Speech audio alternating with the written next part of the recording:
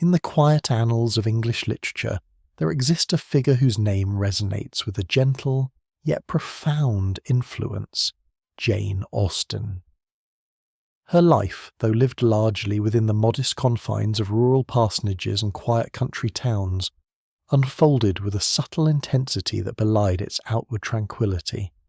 It was a life steeped in observation, a patient study of human nature and societal intricacies, which would ultimately translate into some of the most cherished novels ever written. We begin our journey into the complete life of Jane Austen, not with dramatic pronouncements or grand historical events, but with a calm acknowledgement of her unique place in the literary landscape. Her existence was not marked by widespread public acclaim during her lifetime, nor by the tumultuous adventures often associated with celebrated authors. Instead, her genius blossomed in the domestic sphere, nurtured by family bonds, the rhythms of village life, and the keen, discerning eye she cast upon the world around her. This exploration will proceed at a measured pace, allowing the gentle unfolding of her biography to settle upon us. We will trace the threads of her experience, from her birth in Steventon, Hampshire, a landscape she would forever imbue with a quiet charm, through the various residences that shaped her perspective, to the enduring legacy of her published works. Each phase of her life, however seemingly uneventful, contributed to the rich tapestry of her imagination. As we delve into the details of her upbringing, her relationships, and the social milieu in which she moved, a deeper appreciation for her literary achievements will emerge. Her narratives, though often focused on the seemingly small dramas of courtship and social standing, possess a timeless quality, offering insights into character and conduct that remain remarkably pertinent. The quiet authority of her voice, her subtle wit, and her unparalleled ability to depict the nuances of human interaction continue to captivate readers centuries after her passing. This narrative invites a reflective pace, encouraging a calm contemplation of a life lived with quiet purpose and extraordinary artistry. It is a story not of bold declarations, but of meticulous craftsmanship and a profound understanding of the human heart, gently guiding us through the complete life of Jane Austen. The year 1775, into which Jane Austen was born, was a period marked by a particular rhythm and set of expectations within England. It was firmly nestled within the Georgian era, a time characterised by a certain order and elegance, yet also by rigid social stratification. Life for the vast majority unfolded at a pace dictated by the seasons and the demands of agriculture, far removed from the bustling industrialisation that would soon begin to reshape the nation. The countryside, particularly in regions like Hampshire, where the Austen family resided, presented a scene of pastoral tranquillity. Rolling hills, cultivated fields, and ancient woodlands dominated the landscape. Villages were self-contained communities, centred around the church, the manor house, and the local inn. Travel was slow, often by horse and carriage, making local connections and immediate surroundings paramount to daily existence. News from distant cities, or, indeed, from across the Atlantic where rumblings of revolution were growing, travelled slowly and often arrived fragmented. Societal norms were deeply entrenched, class structures were largely immutable, with inherited wealth and land ownership conferring status and influence. The gentry, composed of landowners and those of respectable professions, occupied a comfortable position just below the aristocracy, forming the social circles that Jane Austen would so acutely observe. For women, particularly within these respectable classes, their roles were primarily confined to the domestic sphere, managing households, raising children, and cultivating accomplishments deemed suitable for marriage. Education for girls, while valued, often prioritised skills like needlework, music, and drawing over academic pursuits.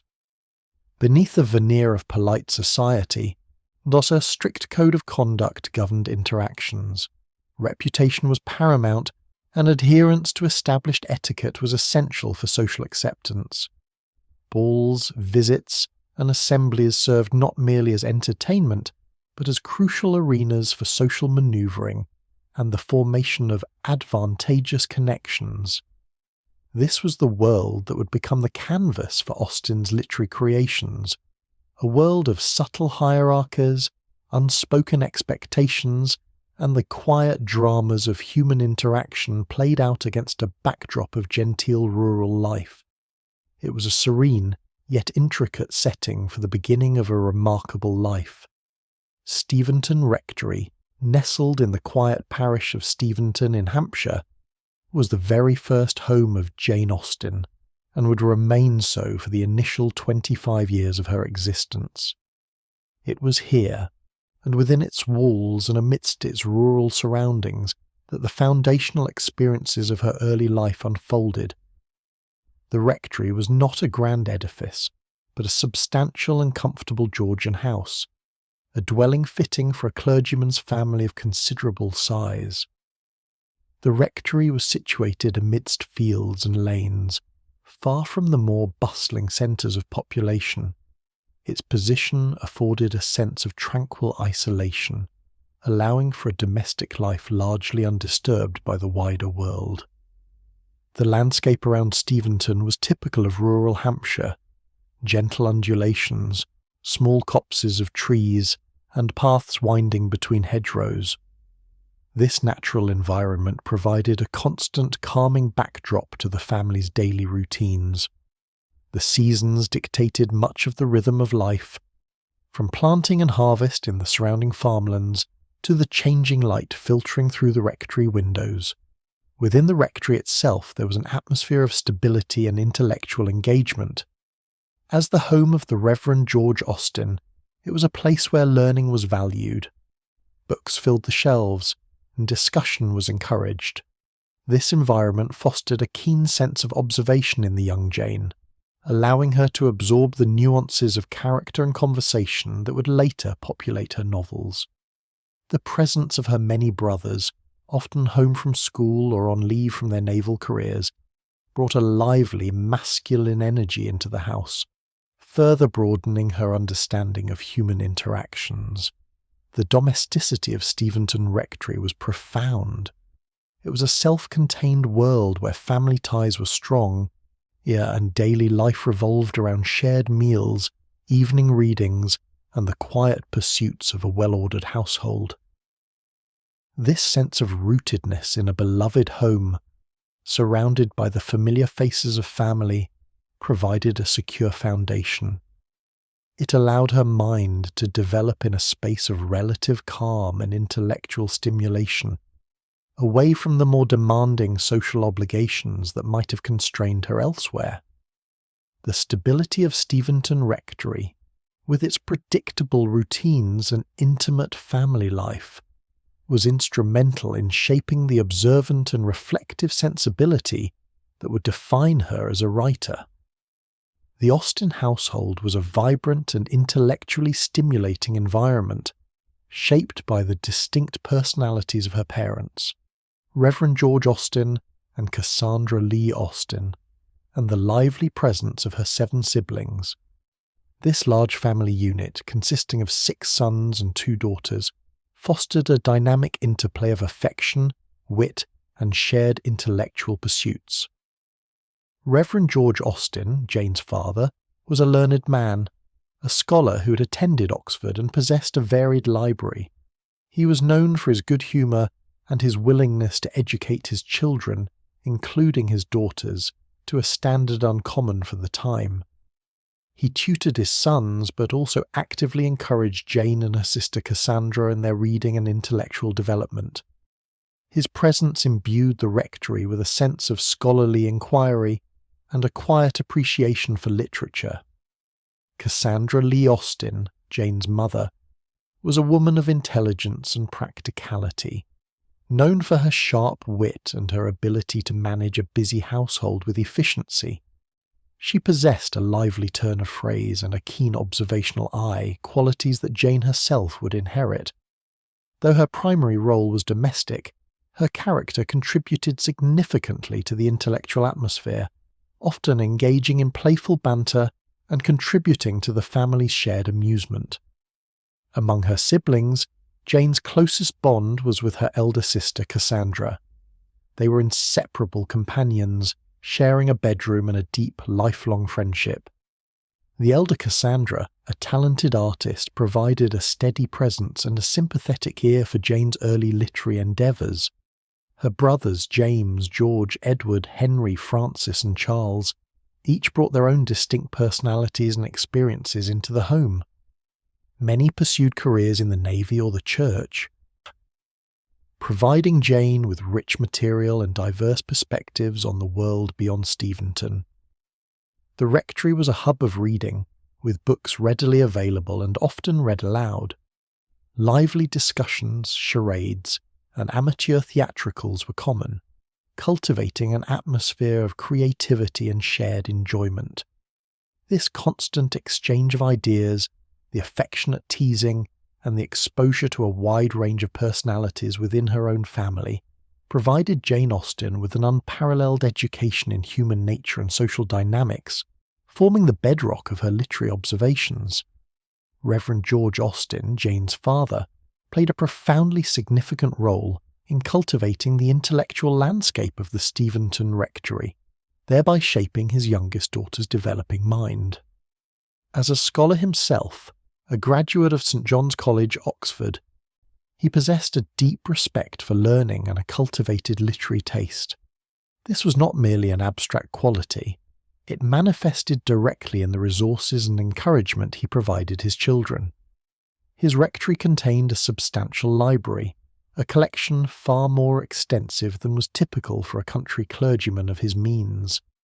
This library was not a mere display of academic achievement. It was a living resource, open and accessible to all his children. Within its shelves resided works of classical literature, history, poetry, and contemporary novels, offering a broad spectrum of knowledge and narrative. Jane and Cassandra were not merely permitted to access these books, they were actively encouraged to read them, to engage with their content, and to discuss what they had learned. This parental endorsement of intellectual curiosity, particularly for his daughters, was forward-thinking for the Georgian era, where female education often prioritised accomplishments over academic rigour. Reverend Austen frequently tutored his sons, preparing them for their own academic pursuits, but his intellectual generosity extended to Jane and Cassandra as well. He fostered an environment where questions were welcomed and where the pursuit of knowledge was seen as a natural and commendable endeavour. He possessed a good humour and a gentle disposition, qualities that made learning an enjoyable rather than a formidable task. Beyond his role as an educator, Reverend Austen embodied the character of a country clergyman. He attended to his parishioners with diligence, performed his ecclesiastical duties, and maintained a respectable, if not affluent, position within the local community. So his life, a blend of scholarly pursuits and pastoral responsibilities, provided Jane with a direct observation of the gentry and clerical classes, their duties, their interactions, and their quiet rhythms. This lived experience, coupled with his intellectual encouragement, proved to be an invaluable foundation for Jane Austen's future literary explorations of society and human character. Cassandra Lee Austen, Jane's mother, contributed another vital thread to the rich tapestry of influences that shaped the author's early life and developing perspective. Known for her distinctive wit and practical approach to life, Cassandra brought a different, yet equally formative, intellectual energy to the rectory. While Reverend Austen provided the scholarly foundation, Cassandra offered a keen, often humorous, insight into human nature and the practicalities of domestic existence. Her wit was not merely a superficial pleasantry, it was often expressed through sharp, perceptive observations about people and situations. She possessed a discerning eye for character and an ability to articulate her thoughts with a dry, understated humour. This particular quality, a blend of intelligence and a slightly detached amusement at the foibles of the world, would later become a hallmark of Jane Austen's own literary style. The domestic sphere, the intricate dances of social interaction, and the subtle absurdities of everyday life were Cassandra's primary stage, and her commentary on these aspects was undoubtedly absorbed by her observant daughter. Beyond her wit, Cassandra Lee Austen was a woman of considerable practicality, and running a busy household with numerous children and limited resources demanded a strong sense of order and resourcefulness. She managed the rectory's affairs with competence, overseeing servants, budgeting, and ensuring the smooth functioning of family life. This grounded perspective, a focus on the tangible realities of existence, provided a necessary balance to the more academic pursuits encouraged by her husband. The subtle influence of Cassandra's personality on Jane's character development is discernible. The daughter likely inherited a portion of her mother's sharp observational skills, learning to notice the nuances of behaviour and the unspoken currents beneath social exchanges. This maternal legacy may have nurtured Jane's own satirical eye, a capacity to gently expose human vanity or folly without resorting to harsh judgment, and the ability to find humour in the ordinary, to dissect social pretences with a quiet smile, and to ground fantastical notions in the bedrock of common sense. These traits, so evident in Jane Austen's heroines and narrators, can be traced in part to the example set by her mother. Cassandra Lee Austen's unique blend of wit, practicality, and keen perception offered Jane a masterclass in observing the world around her, preparing her to render it with such enduring clarity and charm. Among the many relationships that nourished Jane Austen's early life, none was perhaps as profound and enduring as her bond with her elder sister, also named Cassandra. Born in 1773, Cassandra Elizabeth Austen was 3 years Jane's senior, and from their earliest days the two sisters shared an unbreakable connection that transcended mere sibling affection. This deep bond was characterized by an unparalleled intimacy, a shared understanding that often negated the need for words, and a mutual support that would sustain them throughout their lives. They were constant companions, sharing a bedroom for much of their lives, and confiding in each other with an openness that was rare even between sisters. Their correspondence, though much of it was later destroyed by Cassandra, hints at the depth of their shared thoughts, observations, and emotional experiences.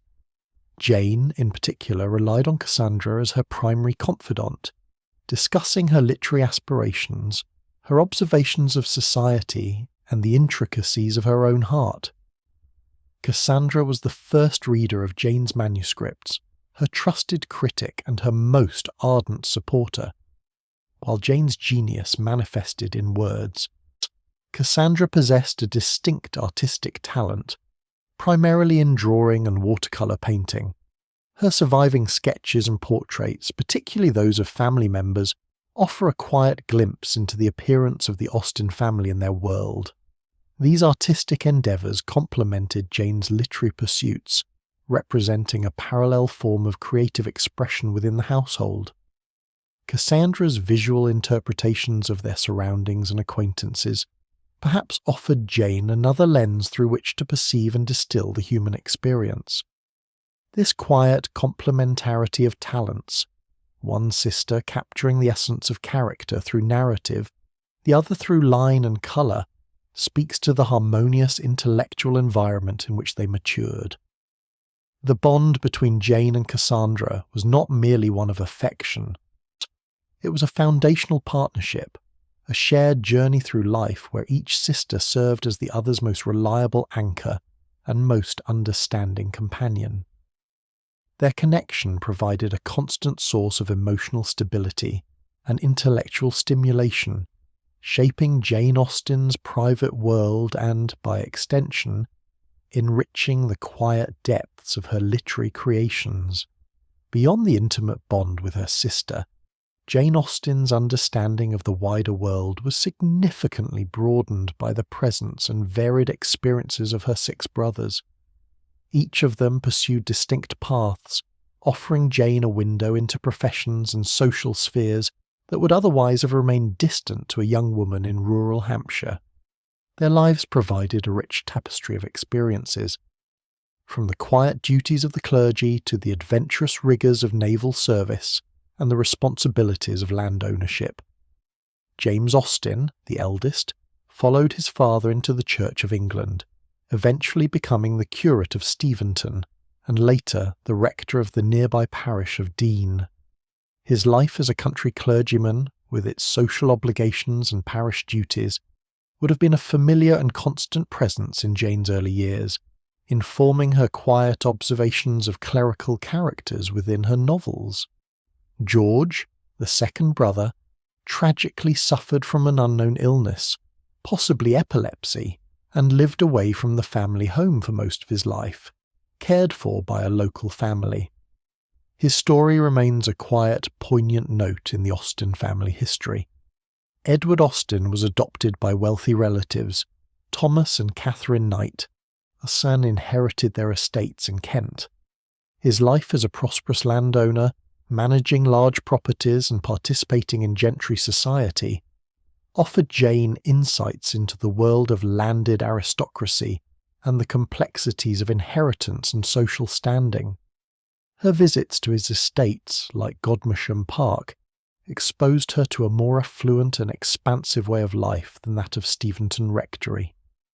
Henry Thomas Austen, dynamic and charismatic, pursued a varied career, serving briefly in the militia, then as a banker, and finally, after a period of financial difficulty, entering the church. His diverse experiences, including involvement in London's financial world, provided Jane with a direct connection to the bustling urban environment and the precariousness of commercial ventures. Francis William Austen and Charles John Austen both distinguished themselves in the Royal Navy, rising to the rank of admiral.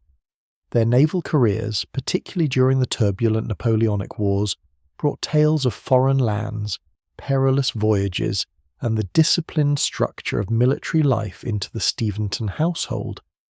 These accounts undoubtedly fueled Jane's imagination and provided authentic details for characters like Captain Wentworth in Persuasion or William Price in Mansfield Park.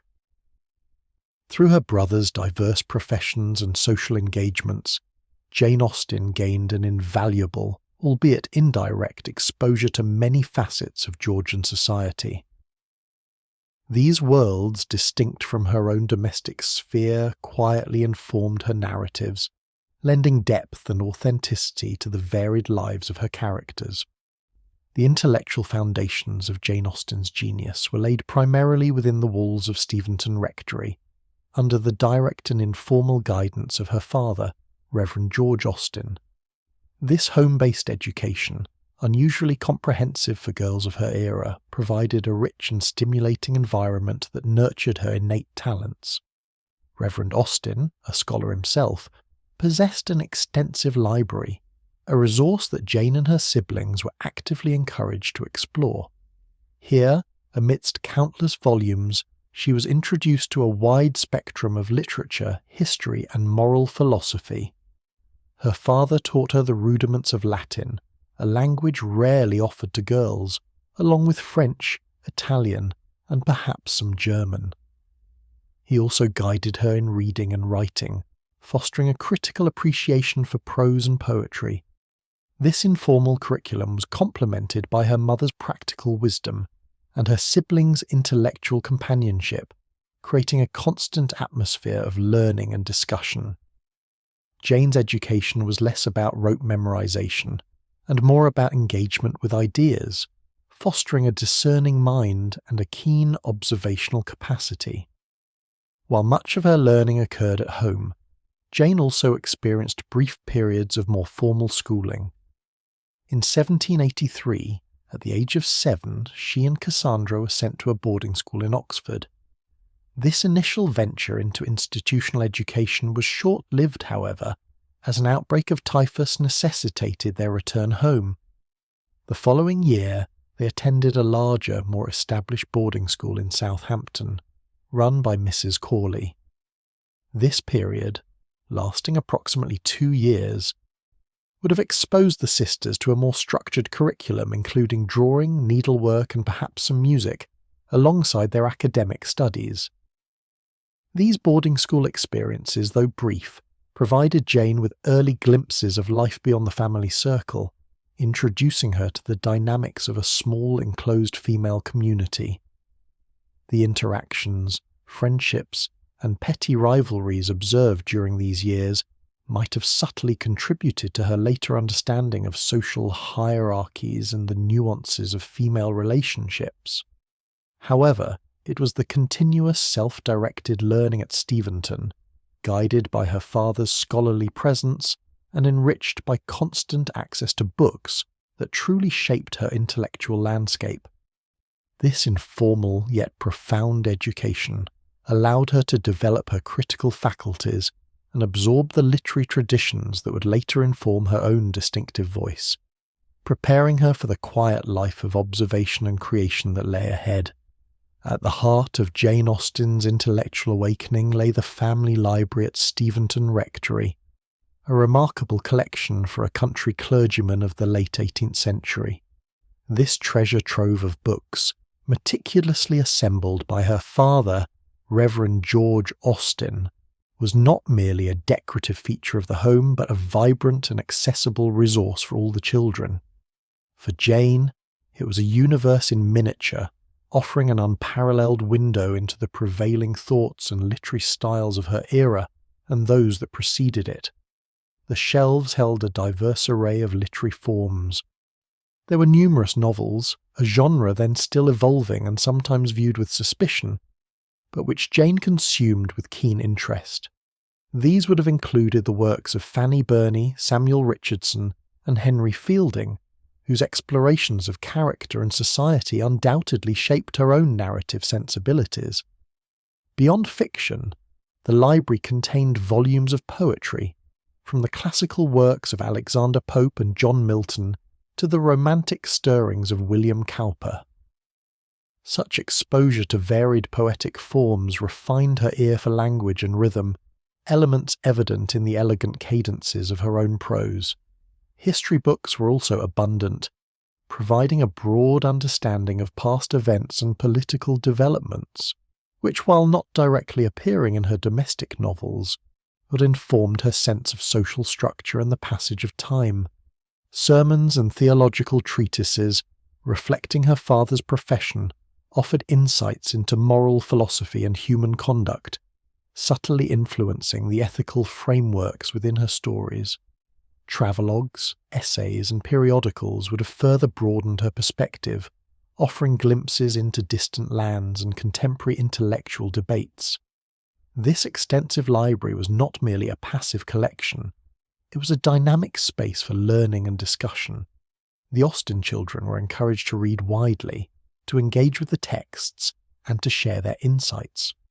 For Jane, this constant immersion in literature cultivated a profound understanding of narrative structure, character development, and the subtle art of social commentary.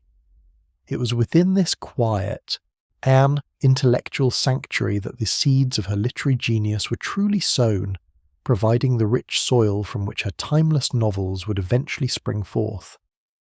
The extensive family library at Steventon provided Jane Austen with a rich tapestry of literary influences from her earliest years. Her reading was broad and eclectic, encompassing both the revered classics and the popular works of her time. Among the intellectual giants whose ideas permeated the age, Samuel Johnson stood prominent. His essays, his dictionary, and his critical observations on life and literature offered a foundational understanding of wit, morality, and the precise use of language. Johnson's emphasis on reason and common sense, coupled with his insightful portrayals of human nature, resonated deeply within the thoughtful young reader. Poetry, too, had formed a significant part of her early literary diet. William Cowper, a poet admired for his quiet contemplation of nature, his sincere reflections on domestic life, and his gentle satire, would have been a familiar voice. Cowper's ability to imbue everyday scenes with meaning and to articulate profound truths through seemingly simple observations aligned with the understated depth that would later characterize Austen's own writing. Other poets, from the epic scope of Milton to the satirical couplets of Pope, also contributed to her developing literary sensibility, honing her ear for rhythm and her appreciation for carefully crafted expression. Beyond the more established literary figures, Jane Austen was also a discerning reader of the popular novels of her day. She engaged with the works of her female predecessors and contemporaries, and such as Fanny Burney and Maria Edgeworth, whose explorations of women's lives and social dilemmas offered both inspiration and points of departure. These novels often focused on issues of courtship, marriage, and social standing, provided a framework upon which Austen would build her own distinctive narratives. Significantly, she was also acquainted with the then fashionable genre of Gothic romance, while her own work would ultimately satirize its excesses in novels like Northanger Abbey. Her early engagement with authors such as Anne Radcliffe would have exposed her to dramatic plots, heightened emotions, and explorations of suspense. Even in her parodies, one can discern an underlying understanding of the genre's appeal and its narrative mechanics. Thus, Jane Austen's early readings were not merely passive consumption, but an active engagement with the intellectual and literary currents of her time. From the moral gravitas of Johnson to the domestic introspection of Cowper, and from the social commentary of her female peers to the thrilling escapism of Gothic tales, each influence contributed to the complex literary foundation upon which her unique voice would emerge. Beyond the quiet absorption of books, the Austen household at Steventon Rectory was also a vibrant hub of amateur theatricals. These domestic performances were a cherished family tradition, particularly during the winter months, offering entertainment and a creative outlet for all. The barn, or sometimes a large room within the rectory, would be transformed into a temporary stage, complete with improvised scenery and costumes. These theatrical evenings were not mere childish games, but elaborate productions, often featuring popular comedies and farces of the era. Plays by authors such as Sheridan and Garrick were frequently chosen, their witty dialogue and intricate plots providing ample scope for the family's talents. Everyone participated, from the youngest children to Mr. and Mrs. Austen themselves, taking on various roles and responsibilities. Jane, along with her siblings, would have been deeply involved in every aspect, from memorizing lines to helping with stage management, and even contributing to the adaptation of scripts. This constant engagement with dramatic performance provided Jane Austen with invaluable practical experience in the mechanics of storytelling. Standing on a makeshift stage, delivering lines and observing her family members embody different characters would have profoundly honed her understanding of dialogue. She would have learned firsthand how words sound when spoken, how rhythm and cadence affect meaning, and how subtle shifts in tone can convey a wealth of emotion or intention. The necessity of making characters distinct and believable, even within the confines of amateur acting, would have sharpened her observational skills. Furthermore, these theatricals offered a living lesson in dramatic structure. The progression of a plot, the building of tension, the timing of comic relief, and the resolution of conflict were all elements experienced directly through performance. The need to maintain an audience's attention, to evoke laughter or sympathy, and to guide them through a narrative arc provided a practical education in the art of engaging storytelling. This immersive exposure to the stage undoubtedly contributed to the vividness of her characters' conversations and the masterful pacing of her novels. The lively give and take of her characters' dialogue, so celebrated in her later works, thus found a fertile training ground in the spirited theatricals of her youth at Steventon. From her earliest years, Jane Austen demonstrated a distinctive literary inclination, expressing itself through a collection of writings now known as her juvenilia. These early works, penned between the ages of 11 and 17, are a testament to her nascent genius and her playful, observant spirit. They comprise a fascinating array of short stories, burlesques, poems, and dramatic pieces, as all meticulously copied into 3 notebooks, which she dedicated to various family members. These compositions were not intended for publication or a wider audience. Rather, they were crafted for the amusement and entertainment of her immediate family. The Austens would often gather to hear Jane read her latest creations aloud, creating an intimate literary circle where her wit and imagination were celebrated. This appreciative audience provided a supportive environment for her to experiment with different forms and voices without the pressures of external judgment. What distinguishes the juvenilia is their remarkable satirical edge and spirited humour. Even at such a young age, Jane Austen displayed a keen eye for the absurdities of human behaviour and the conventions of contemporary literature. She mercilessly parodied the sentimental novels, historical romances, and melodramatic plays that were popular during her time. Characters with exaggerated virtues or vices, improbable plot twists, and overwrought emotional declarations became the targets of her gentle yet incisive ridicule. Through these playful narratives, the fundamental elements of her mature style began to emerge. One can discern the early workings of her characteristic irony, her precision in language, and her ability to create memorable, if sometimes comically exaggerated, characters. The dialogue, though often farcical, already carries a glimmer of the natural rhythm and pointed wit that would define her later novels. The juvenilia reveal a writer keenly aware of literary tropes and unafraid to subvert them for humorous effect. These early writings, though often fragmented and unfinished, are far more than mere youthful scribbles. They are the initial blossoming of a profound literary talent, showcasing a writer who, even in her teenage years, possessed a sophisticated understanding of narrative and a unique voice. They demonstrate a mind already engaged in a critical dialogue with the literature of her time, laying the groundwork for the insightful social commentary that would later distinguish her major works.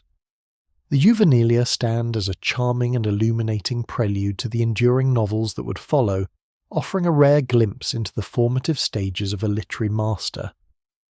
Within the pages of Jane Austen's juvenilia, one encounters a series of miniature worlds, each a vibrant canvas for her burgeoning wit and satirical inclination. These early compositions, though seemingly light-hearted, offered a discerning commentary on the literary and social conventions of her time. 2 notable examples, Love and Friendship and The History of England, particularly illuminate her distinctive approach. Love and Friendship, often considered one of the most brilliant pieces in her early collection, is a masterful parody of the sentimental novels prevalent in the late 18th century.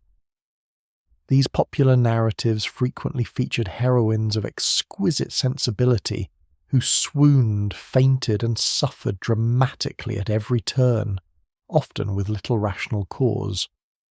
Austen's tale, written in the form of a series of letters, follows the misadventures of Laura and Marianne, i.e. 2 young women whose exaggerated virtues and fervent declarations of sensibility lead them into increasingly absurd and calamitous situations. The spelling of friendship itself, a deliberate archaic affectation, signals the satirical intent. Through this narrative, Austen gently mocks the excessive emotionalism and moral platitudes that characterized much of the fiction consumed by young women of her era, advocating subtly for reason and good sense over unbridled sentiment. Another striking example is The History of England, a brief but highly amusing historical text, written for her sister Cassandra and famously illustrated by her. This work purports to be a serious history, but is in fact a delightful and biased account of English monarchs.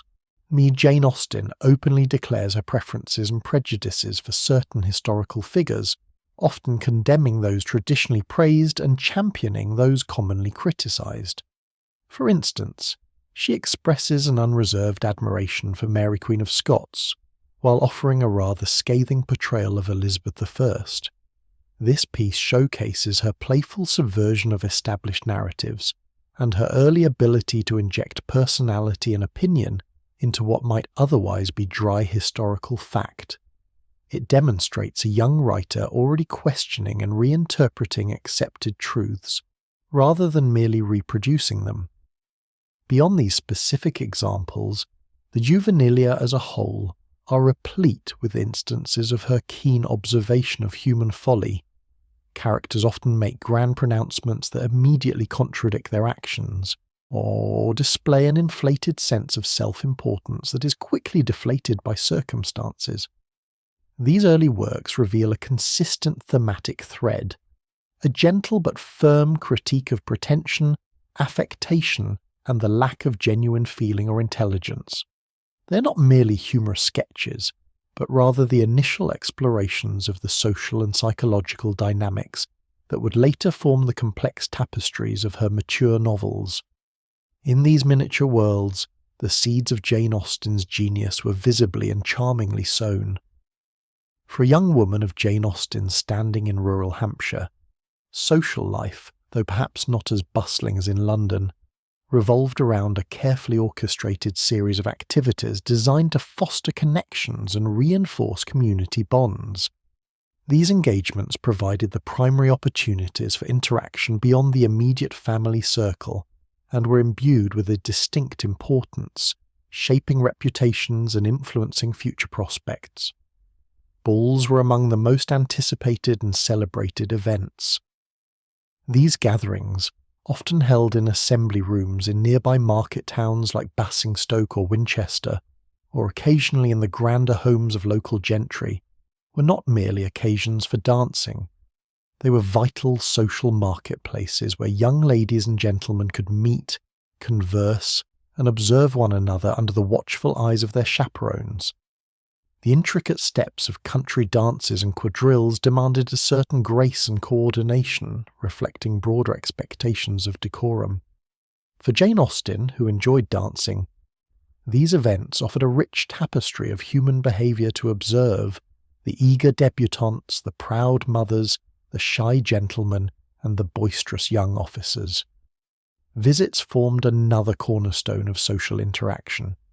These could range from informal calls between neighbours, often unannounced, to more formal prearranged visits lasting several days or even weeks. Such extended stays allowed for deeper acquaintance, shared meals, card games, music, and extended conversation. The etiquette surrounding visits was precise, dictating everything from the appropriate time to call to the duration of one's stay. These interactions were crucial for maintaining social networks and demonstrating one's adherence to accepted norms of politeness and hospitality. Public assemblies, less grand than balls but equally significant, yet offered another venue for social mingling. These might include card parties, musical evenings, or simply opportunities for conversation and promenade. They served as regular fixtures in the social calendar, ensuring a steady stream of interaction within the local gentry and professional classes. Across all these activities, the importance of social graces and reputation could not be overstated. A young woman was judged not only on her appearance and accomplishments, but also on her conduct, wit, and conversational abilities. A good reputation, built on modesty, amiability, and adherence to social propriety, was an invaluable asset, safeguarding her standing and enhancing her prospects for a suitable marriage. Conversely, any perceived impropriety or lack of decorum could quickly tarnish one's name, with lasting consequences. Jane Austen, yet ever the keen observer, absorbed these intricate dynamics, which would later form the very fabric of her literary worlds. These seemingly routine social engagements, the balls, the visits, and the assemblies, were far more than simple diversions for Jane Austen. For her discerning eye, they constituted a living laboratory, a rich and inexhaustible source of material for her burgeoning literary imagination. Within these circumscribed settings of rural Hampshire, she observed with an acute and penetrating gaze the complex interplay of human behaviour, the subtle nuances of manners, and the underlying motivations that governed the lives of those around her. Each polite conversation, each carefully executed dance, each exchange of visiting cards offered a glimpse into the intricate social fabric of her world. And she watched how individuals navigated the delicate strictures of etiquette, how they sought to present themselves, and how their true characters occasionally shone through the veneer of social propriety. The anxieties of a young woman hoping for a dance partner, the quiet satisfaction of a mother whose daughter was admired, the thinly veiled gossip exchanged between acquaintances, the awkwardness of a mismatched couple on the dance floor.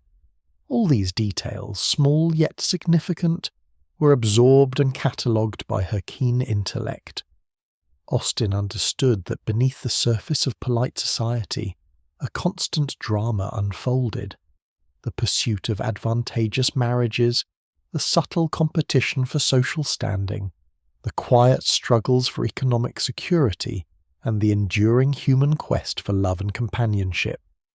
She saw the pride that could blind individuals to their own follies, the prejudice that could cloud judgment, the vanity that led to absurd affectations, and the sense that could guide one towards wisdom. The specific gestures, the turns of phrase, the expressions of joy or disappointment, the unspoken understandings and misunderstandings that transpired in drawing rooms and ballrooms all became the raw material for her art. She learned to discern the authentic from the artificial, the sincere from the affected. Her observations were not merely superficial. They delved into the psychological underpinnings of character, understanding how social pressures and individual desires often clashed, creating both comedy and pathos. It was from this rich tapestry of human interaction, meticulously observed and thoughtfully processed, that the vivid and enduring characters of her novels would later emerge. The gossipy Mrs. Bennet, the proud Mr. Darcy, the sensible Elizabeth, the scheming Lady Catherine de Bourgh, all were, in a sense, distillations of the myriad personalities and social types she encountered during her formative years in rural Hampshire. Her literary genius lay in her ability to transform these ordinary observations into extraordinary insights, creating worlds that, though set in a specific historical moment, continue to resonate with universal truths about human nature. Amidst the structured social landscape of Hampshire, a particular encounter stand out in Jane Austen's early life, offering a rare glimpse into her personal romantic sensibilities.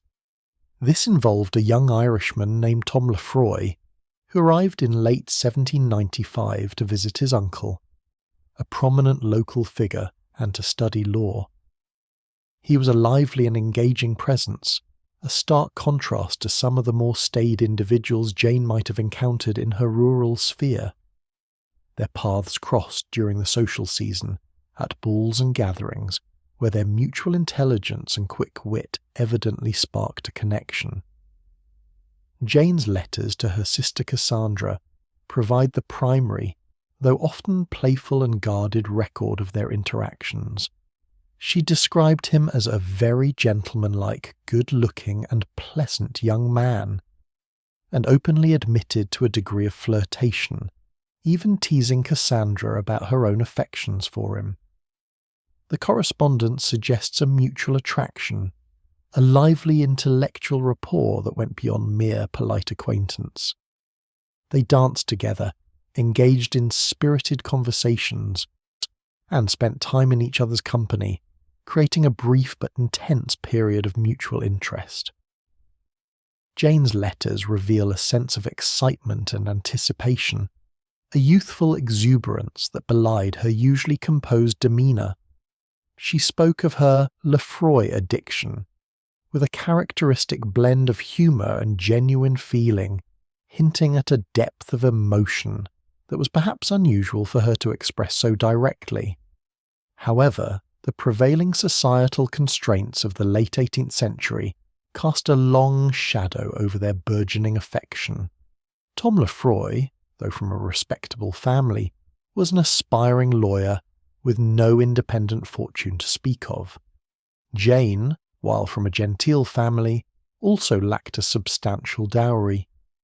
In an era where marriage was often a pragmatic alliance driven by financial and social considerations, rather than solely by romantic love, their union would have been considered imprudent.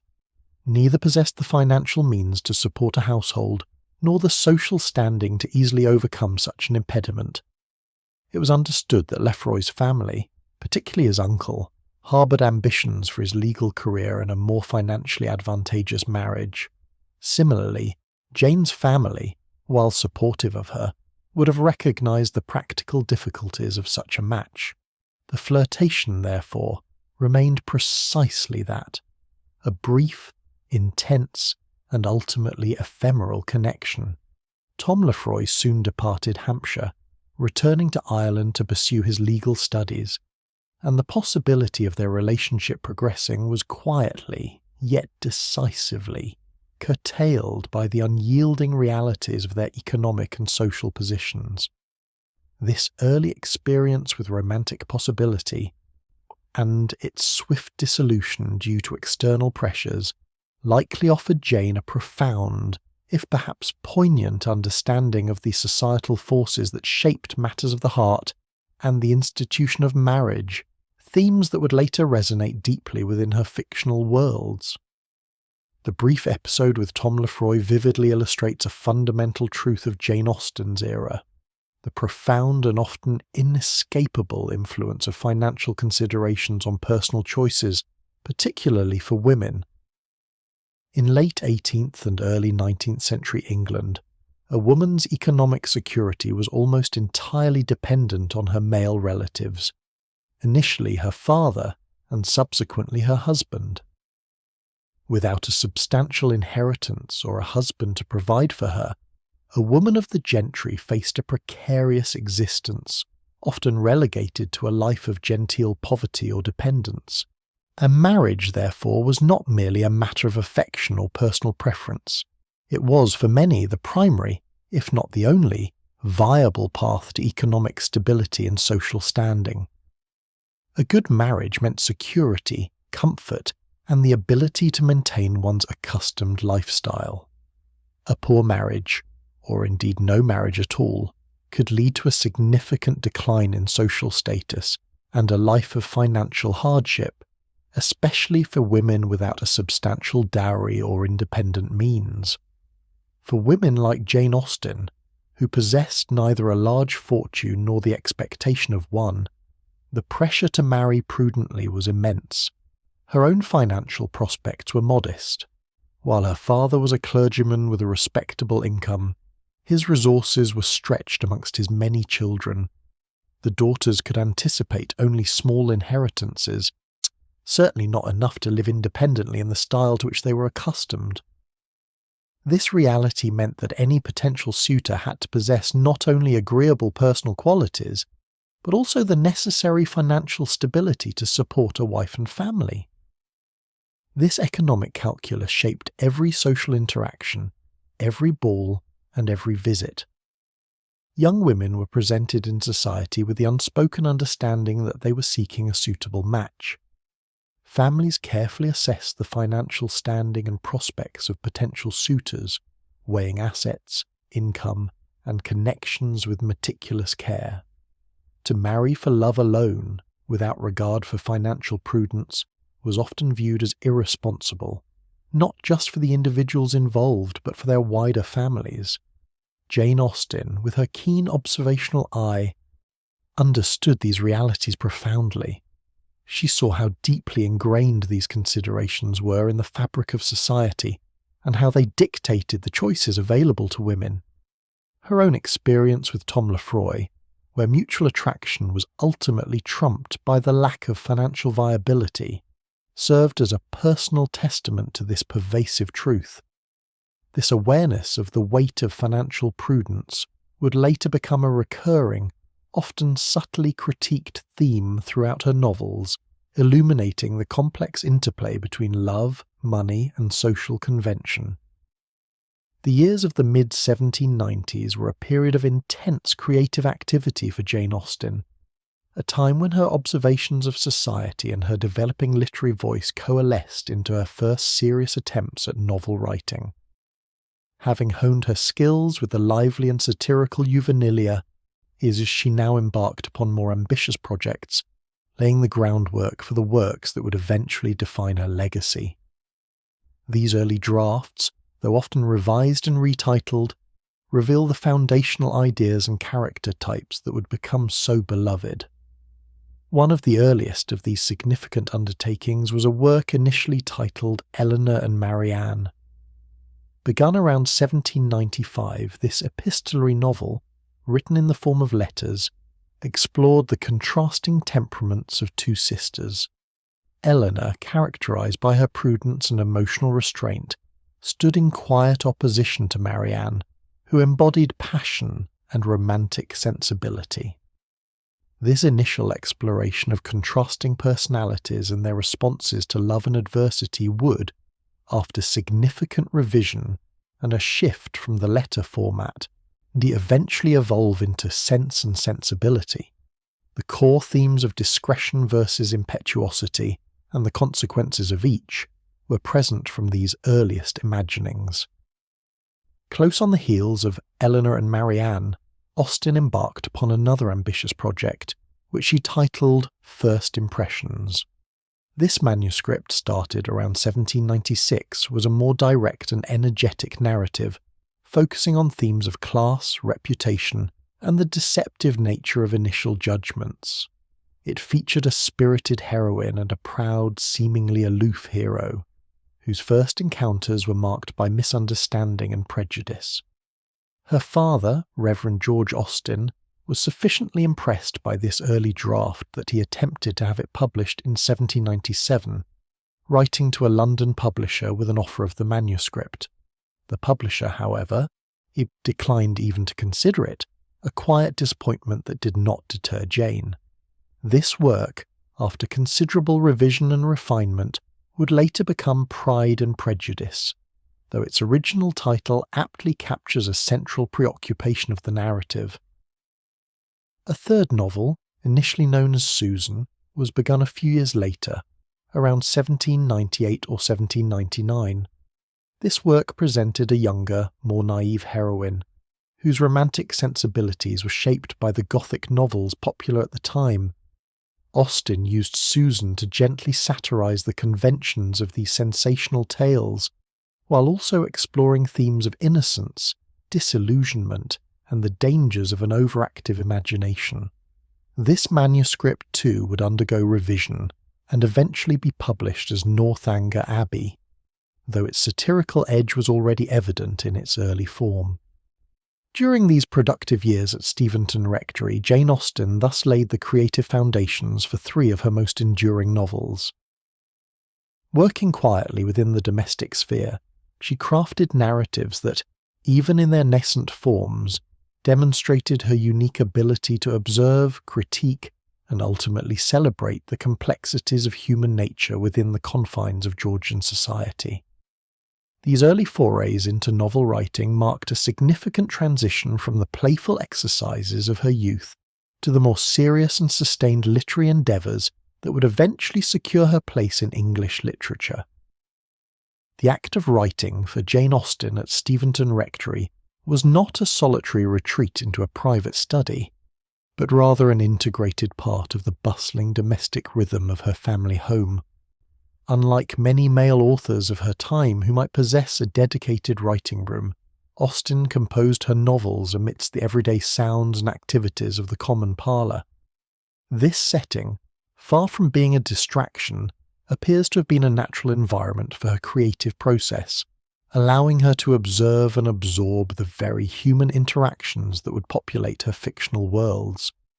Her method was one of quiet dedication and discretion.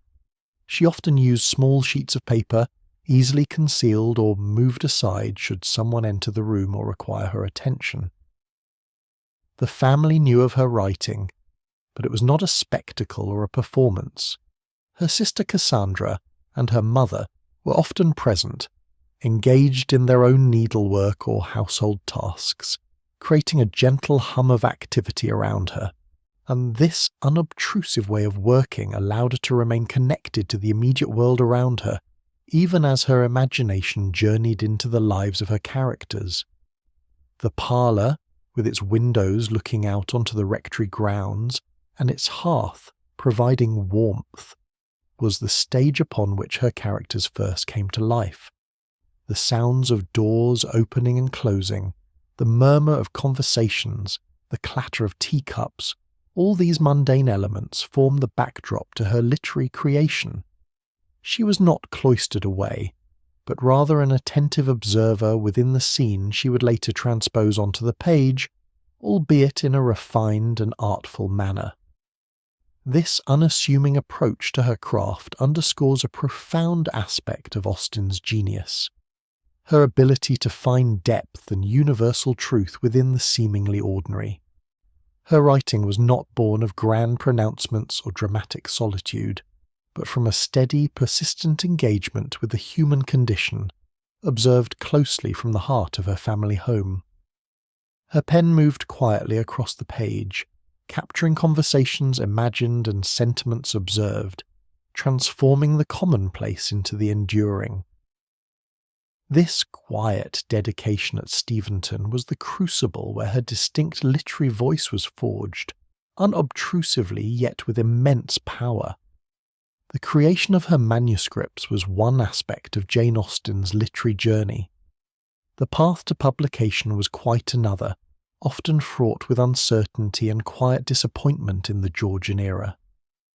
In November of 1797, her father, Reverend George Austen, took the initiative to approach a London publisher on his daughter's behalf. He sent a letter to Mr. Cadell, proposing the publication of a novel titled First Impressions, which was the early version of what would later become Pride and Prejudice. The letter from Steventon Rectory was direct, offering the manuscript for consideration and inquiring about the terms of publication. It represented a hopeful, albeit cautious, step into the professional literary world. For Jane, this paternal intervention was a testament to her family's belief in her talent, and perhaps a recognition of the societal difficulties a young woman faced in directly negotiating with publishers. The expectation of a positive response, however, was soon met with a quiet refusal. Mr. Cadell, the recipient of Reverend Austen's proposal, declined to even read the manuscript. His response was swift and unequivocal: return with thanks. This terse rejection, devoid of explanation or encouragement, must have been a significant moment for the aspiring author. It was not a critique of the work itself, but a dismissal of the opportunity to be considered. For many, such an experience might have extinguished the spark of ambition. Yet Jane Austen's response was not one of despair, but of a quiet internal resolve. She didn't abandon First Impressions. Instead, she continued to revise and refine it, understanding that the path to publication often required patience and persistence. Similar attempts were made with Eleanor and Marianne, another foundational work which would eventually evolve into Sense and Sensibility. These early efforts to bring her stories to a wider audience were met with similar difficulties, as are highlighting the challenges faced by writers in a publishing landscape that was often conservative and resistant to new voices, particularly those of women writing about domestic life.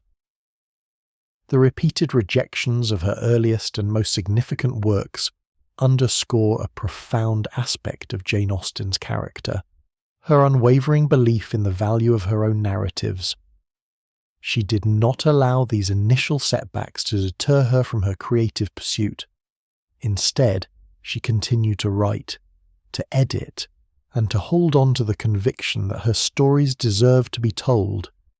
The quiet perseverance, sustained through years of unacknowledged effort, was a testament to her inner strength and her profound dedication to her art.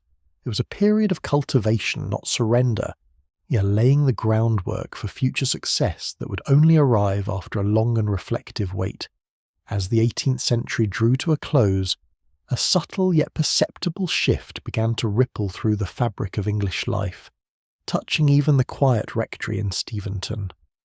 The year 1800 marked not merely a numerical change, but the dawning of a new era, bringing with it fresh anxieties and altered perspectives. For the Austen family, this period would usher in significant personal transitions, altering the settled rhythms they had known for decades. Beyond the domestic sphere, the broader world was in a state of profound upheaval. Across the English Channel, the shadow of Napoleon Bonaparte lengthened, and the ongoing conflict with France, known as the Napoleonic Wars, began to cast a long, pervasive gloom over the nation. These wars, which would dominate European politics for the next 15 years, brought with them a sense of national urgency and a constant undercurrent of concern. While Jane Austen's novels rarely depict battles or overt political machinations, the presence of military men, the anxieties surrounding conscription, and the economic impacts of prolonged conflict subtly permeated the social landscape she observed and depicted. The turn of the century also signalled a period of increasing industrialisation in England, though its most profound effects were yet to fully manifest in the rural idyll of Hampshire. Nonetheless, the foundations of a new societal structure, driven by trade and industry, were slowly but surely being laid. This evolving national context, with its blend of traditional agrarian life and emerging modern complexities, have formed the backdrop against which the Austen family's personal narrative would unfold. For Jane, the passage into the new century brought with it the quiet contemplation of her own future. She was now in her mid-20s, an age at which many women of her time were already married. Her literary aspirations, though firmly established, remained largely unfulfilled in terms of publication. The stability and familiarity of Steventon, the wellspring of her creativity, would soon be disrupted by decisions that lay beyond her direct control. This new era, therefore, represented both a continuation of her literary development and the commencement of significant, often challenging, personal changes that would redefine her existence and, by extension, influence the very nature of her writing.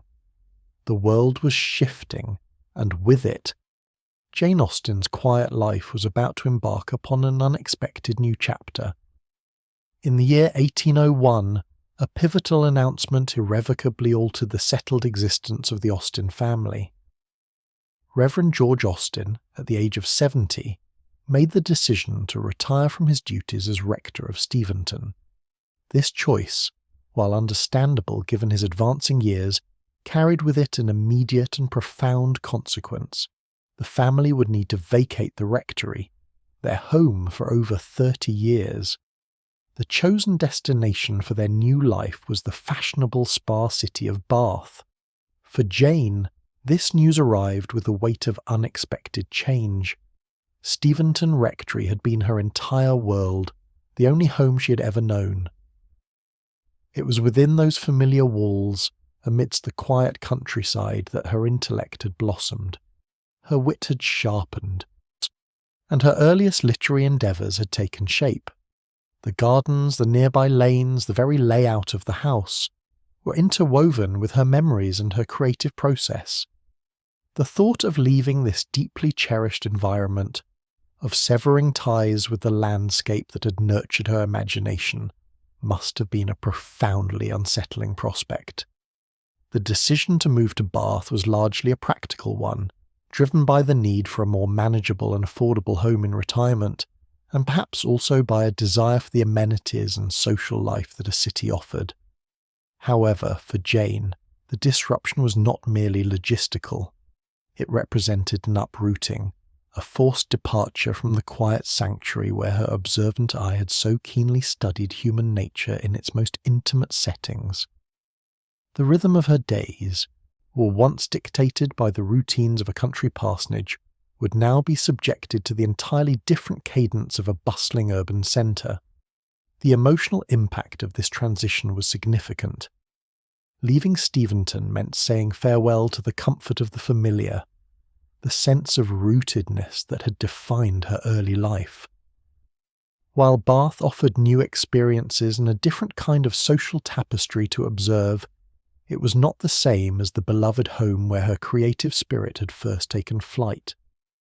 This abrupt change, initiated by her father's retirement, marked a distinct dividing line in Jane Austen's life, signalling the end of her formative years in the serene countryside and the beginning of a new, less settled chapter in a city that, for all its elegance, would never quite feel like home in the same profound way. The move to Bath was, in essence, a disruption of her established world, demanding adaptation to an entirely new environment. The transition to Bath in 1801 introduced Jane Austen to a markedly different rhythm of life.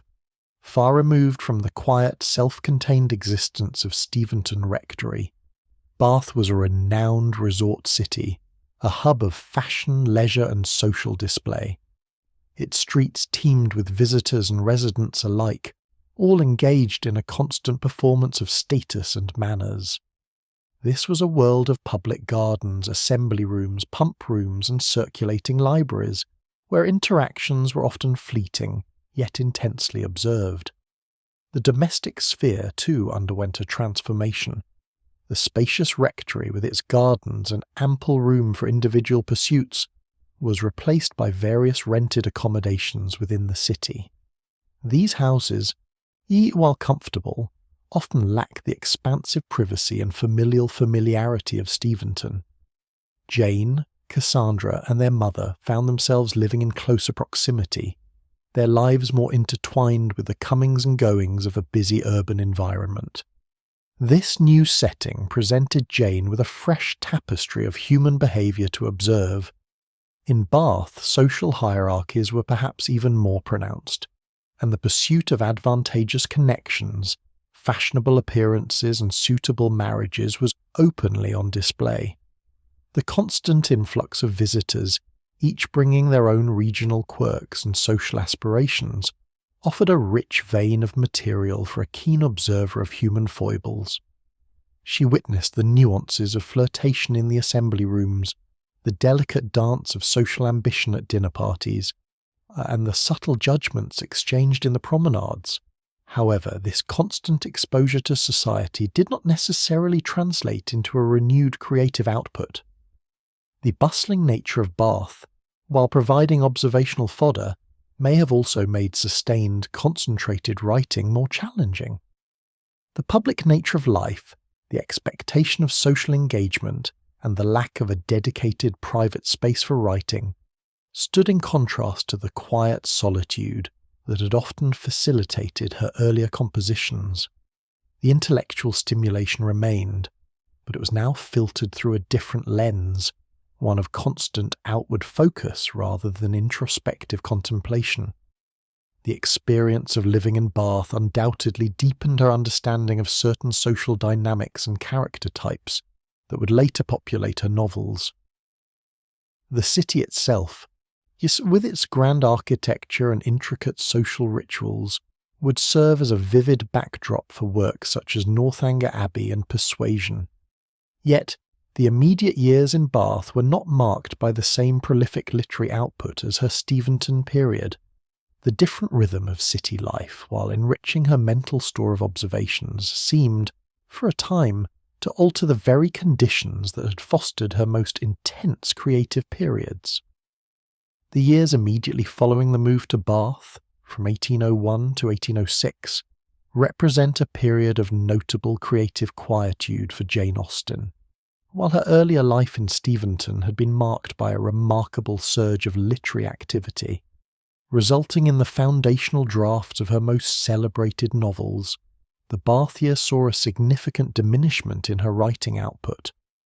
This pause was not due to a lack of talent or interest, but rather a confluence of practical and emotional factors stemming from her altered circumstances. The loss of Steventon Rectory was more than just a change of address. It was the disruption of a deeply ingrained routine and the loss of a specific kind of domestic sanctuary. In Steventon, Jane had enjoyed a degree of quietude and independence within the family home that allowed her to observe, reflect, and transcribe her thoughts onto paper. Her writing, often conducted in the common parlour, was nonetheless integrated into a familiar, supportive, and largely predictable environment. Bath, by contrast, presented a continuous social demand. The city's very nature as a resort meant that life was lived more publicly. The family's various lodgings, while comfortable, and didn't offer the same expansive privacy that the rectory had afforded. Space for quiet contemplation, away from the daily comings and goings of family life within a smaller urban dwelling, was less readily available. The constant expectation of social calls, public appearances, and the general bustle of city living consumed time and mental energy that might otherwise have been dedicated to her literary pursuits. Adapting to a new social scene, even for an observer as keen as Jane Austen, required its own form of energy. She was expected to participate in the social rituals of Bath, attending assemblies, visiting friends, and engaging in the polite conversations of the day. While these interactions provided invaluable material for her future novels, the act of experiencing and processing them was different from the more solitary act of creation.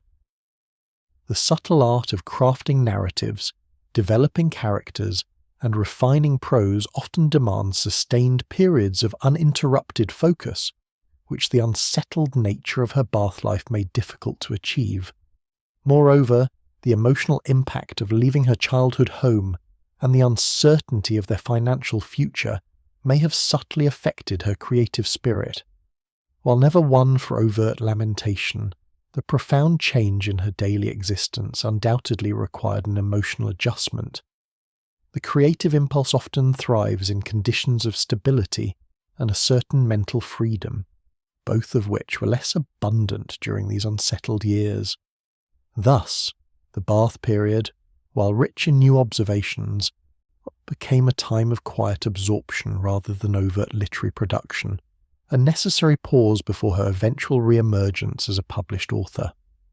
Amidst the unsettled nature of her early years in Bath, a significant personal event occurred in December of 1802. Jane Austen, while visiting her brother James and his family in Steventon, received a marriage proposal from a man named Harris Bigwither. This event, though brief in its duration, offers a profound glimpse into Jane's character and her understanding of marriage within the social conventions of her era. Harris Bigwither was a younger brother of her close friends, Catherine and Alethea Big. The Big family resided at Manydown Park, a large estate not far from Steventon. Jane had known Harris since childhood. He was not a stranger, but a familiar figure from her social circle. However, descriptions suggest he was somewhat awkward in demeanour, described by some as being large, ungainly, and lacking in intellectual refinement. He was, by many accounts, not a man who would typically ignite a passionate attachment in Jane Austen.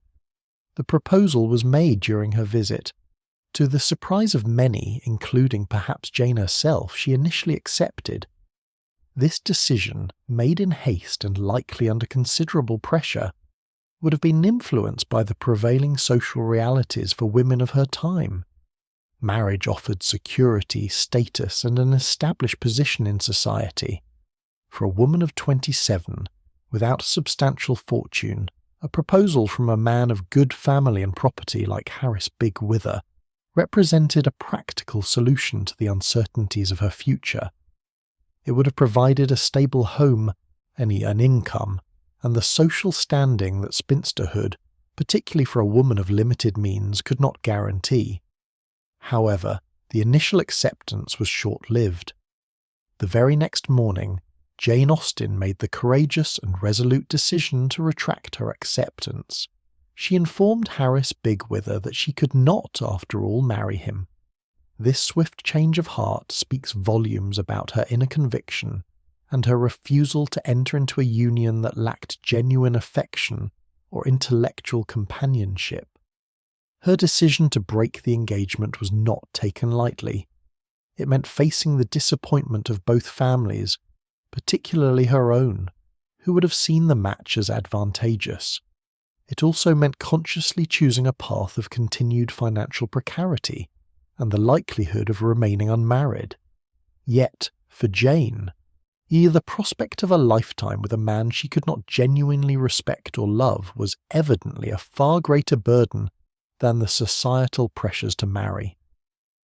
This difficult choice underscored her belief in the importance of emotional connection within marriage, a theme that would resonate throughout her literary works. That morning she and Cassandra left Manydown Park abruptly, returning to Steventon Rectory, leaving the Bigwither family and the proposal behind. The swift and decisive rejection of Harris Bigwither's proposal marked a pivotal moment in Jane Austen's life, solidifying her path toward remaining unmarried. In an era where marriage was often considered the primary, if not sole, aspiration for women, her decision demonstrated a quiet yet profound determination. It was a choice that placed her personal integrity and desire for a meaningful connection above the societal expectations and practical advantages that a marital union would have offered. To remain single in Georgian England was to embrace a life of less conventional security. Without a husband, a woman's financial stability often depended on the benevolence of male relatives or her own modest inheritance. Jane Austen understood these realities intimately, yet she seemed unwilling to compromise her inner world for the sake of outward conformity. Her letters and the themes within her novels consistently reveal a deep conviction that marriage, to be truly fulfilling, required more than mere convenience or economic necessity. It demanded mutual respect, intellectual compatibility, and genuine affection. Her choice was not one of isolation. Instead, she cultivated a life rich in intellectual pursuits and warm family companionship. The bond with her sister Cassandra, in particular, provided an invaluable foundation of emotional support and shared understanding. They were confidants, companions in travel, and partners in the domestic sphere. This sisterly connection, alongside the broader network of her brothers and their families, formed the core of her emotional landscape. Jane Austen carved out a space for herself where her intellect could flourish. She found contentment and purpose in her observations of human nature, her reading, and, crucially, her writing. Her unmarried status, far from being a deficit, afforded her a degree of independence and freedom from domestic obligations that many married women of her time did not possess. This freedom, coupled with the unwavering support and intellectual stimulation from her family, allowed her to continue honing her craft, quietly developing the literary voice that would eventually captivate generations of readers. Her life became a testament to the possibility of a fulfilling existence outside the conventional strictures of marriage, sustained by intellectual engagement and profound familial love. The year 1805 brought a profound change to the Austen household with the death of Reverend George Austen. This event, occurring in January of that year, cast a long shadow over the family, particularly for his wife and daughters. For Jane, the loss of her father was deeply felt, marking the end of a significant paternal influence who had fostered her education and encouraged her early literary pursuits. His gentle, scholarly presence had been a cornerstone of her intellectual development and the harmonious atmosphere of her childhood home. Beyond the immediate emotional grief, Reverend Austen's death carried considerable practical implications for the women of the family. As was customary for clergymen, his income largely ceased upon his passing. the living from the rectory, which had provided their main source of financial stability, could not be inherited by his wife or daughters. This sudden cessation of income plunged Mrs. Austen, Jane, and Cassandra into a more precarious financial situation. They were now dependent on the benevolence of their brothers and a small inheritance. While her brothers, particularly Edward and Frank, were generally supportive, the shift from a comfortable, however independent household to one reliant on others was a significant adjustment. This reduced financial circumstance meant a constant awareness of their limited means, influencing their choices and movements in the years that followed. The freedom and relative ease they had enjoyed in Steventon and even the initial years in Bath were now constrained by a more stringent budget. The death of her father further underscored the economic vulnerabilities faced by unmarried women in that era. It highlighted the very real challenges that Jane had implicitly acknowledged in her decision to remain single, yet it was now a lived reality for her and Cassandra, as well as their mother. This period became one of greater frugality and a heightened consciousness of money matters, a theme that would subtly inform her later novels, say, reflecting the financial anxieties and dependencies of her female characters. The quiet struggle for genteel subsistence became a new underlying current in the lives of the Austen women. Following the death of Reverend Austen in 1805, the family entered a period characterised by considerable instability and frequent changes of residence. The comfortable settled existence they had known in Steventon, and even the initial, albeit challenging years in Bath, were replaced by a series of temporary lodgings. Mrs. Austen, Jane, and Cassandra found themselves navigating a new reality, moving from one rented dwelling to another within Bath itself, each offering varying degrees of comfort and convenience. These years were marked by a pervasive sense of transience. The absence of a permanent home meant that the women lacked a true domestic sanctuary, a place where Jane, in particular, could fully immerse herself in her creative pursuits without interruption. The constant packing and unpacking, the negotiation of new landlords and unfamiliar surroundings all contributed to an unsettled atmosphere that was not conducive to sustained literary work. Her writing during this period remained minimal, a stark contrast to the prolific output of her earlier years in Steventon. In 1806, a significant shift occurred when the three Austen women left Bath entirely. They moved to Southampton, taking up residence with Jane's brother, Frank, and his wife, Mary Gibson. Frank, a rising officer in the Royal Navy, had established a home there, and for a time, this arrangement offered a degree of familial warmth and a respite from the continuous search for suitable lodgings. Southampton, a bustling port town, provided a different backdrop from the fashionable society of Bath, offering new observations, though perhaps not the quiet contemplation Jane required for composition. While living with Frank and Mary, the Austen women experienced a temporary sense of belonging. The presence of young children in the household, Frank and Mary's son, offered a lively domestic environment. However, this arrangement too was ultimately temporary. It was a practical solution born of necessity rather than a long-term plan. The underlying financial constraints and the desire for a more independent establishment meant that this stay, though offering a brief pause in their peregrinations, was not to be their final destination. This period from Bath to Southampton represented a challenging interlude in Jane Austen's life. It was a time of adaptation, of living within constrained means, and of enduring the uncertainty of not possessing a fixed abode.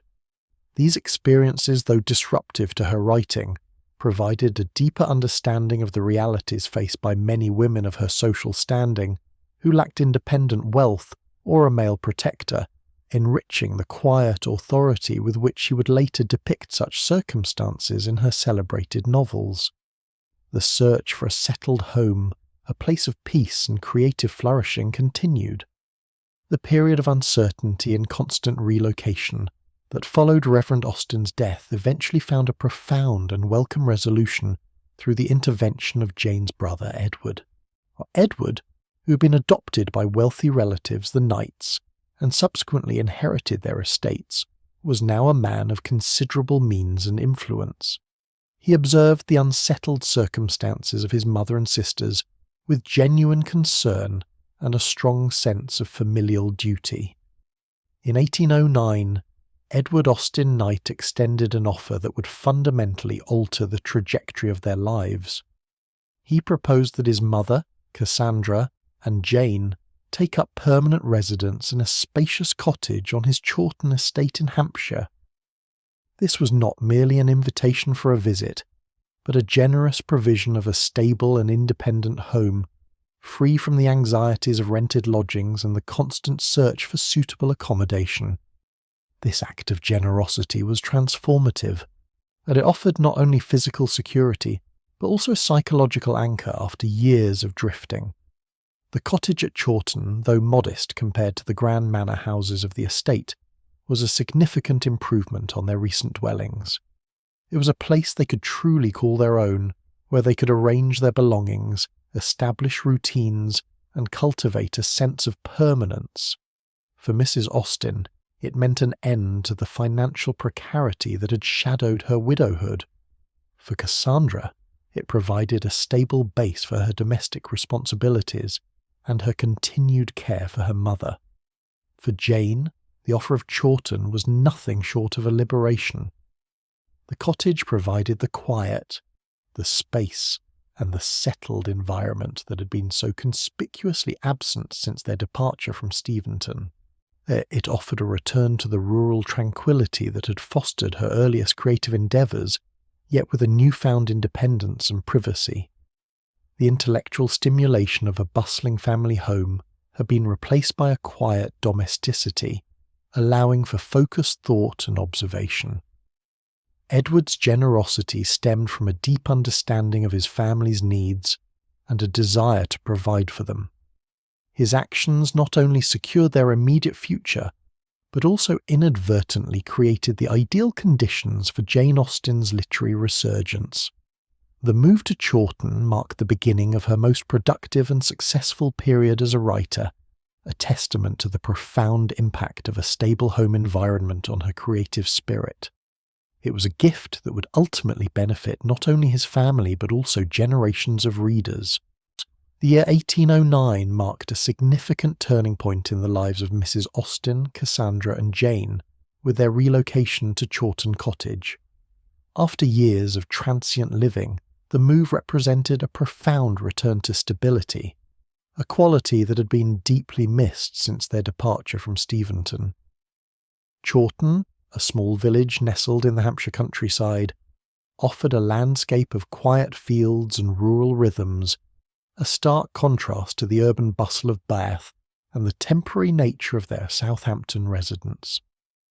The cottage itself, though not grand, was a comfortable and permanent dwelling. It provided ample space for the three women, allowing them to arrange their lives with a sense of order and belonging that had long eluded them. For Jane, this established home became a sanctuary. The cottage was situated near her brother Edward's Chawton house, ensuring a close connection to extended family, yet it retained a sufficient degree of independence. This return to a stable, rural environment proved to be an essential catalyst for Jane Austen's literary work. The quiet daily routines, the familiar landscapes, and the absence of pressing social obligations created an ideal atmosphere for concentrated thought and sustained creative effort. The disruptive period of Bath, with its constant demands for social engagement and its lack of a dedicated writing space, had largely stifled her output. In Chawton, she found the peace and predictability that allowed her literary imagination to flourish once more. It was within the walls of Chawton Cottage that Jane Austen embarked upon her most prolific and celebrated phase as an author. The conditions were precisely what her temperament and creative process required: a settled home, a manageable household, and the freedom from immediate financial anxieties. Her mornings were often dedicated to writing, a practice she could now pursue with consistent focus. The rhythm of village life, the visits from family and friends, and the observations of human nature within a close-knit community all fed into her work. The years at Chawton would witness the publication and revision of her most iconic novels. This tranquil period, born from her brother Edward's generosity, allowed Jane Austen to bring her unique vision to fruition, transforming her quiet observations into enduring literary masterpieces. Her life at Chawton Cottage settled into a comfortable and predictable rhythm, a stark contrast to the preceding years of upheaval. For Jane Austen, this established routine was not merely a matter of domestic order, but a foundational element for her creative work. Her mornings often began early, before the rest of the household stirred. This quietude provided an invaluable window for her writing. She would often work in the common sitting room, sometimes with a small, portable desk that allowed her to avoid drawing undue attention to her literary pursuits. The scratching of her pen would fill the stillness of the early hours, a period of uninterrupted concentration before the day's domestic activities commenced. While her exact hours varied, this dedicated morning time was consistently protected. She composed her narratives, refined her dialogue, and shaped her characters with a focused intensity that the stability of Chawton now afforded. Her writing was discreetly integrated into the household, a quiet pursuit amidst the daily life of her mother and sister. As the day progressed, Jane would engage in the various domestic duties expected of a woman in her position. This included supervising household tasks, assisting with needlework, and contributing to the general management of the cottage. These activities, far from being distractions, were an intrinsic part of her existence, grounding her in the realities of the domestic sphere that so often provided the backdrop for her novels. She observed the interactions, the small dramas, and the societal nuances of her world with a keen, discerning eye, often incorporating these insights into her fiction. Easter afternoons might involve walks through the nearby lanes and fields, providing both exercise and an opportunity for quiet reflection. These excursions allowed her to observe the local landscape and the villagers, further enriching her understanding of human nature and rural life.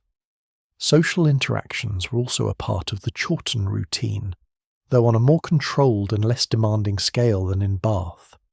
Visits from her brothers, their wives, and their children, especially Edward's family from Chawton House, brought warmth and intellectual stimulation.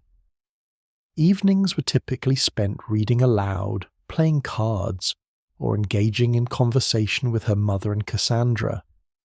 This stable, predictable pattern of mornings for creation, interspersed with domestic responsibilities, social engagement, and periods of quiet contemplation,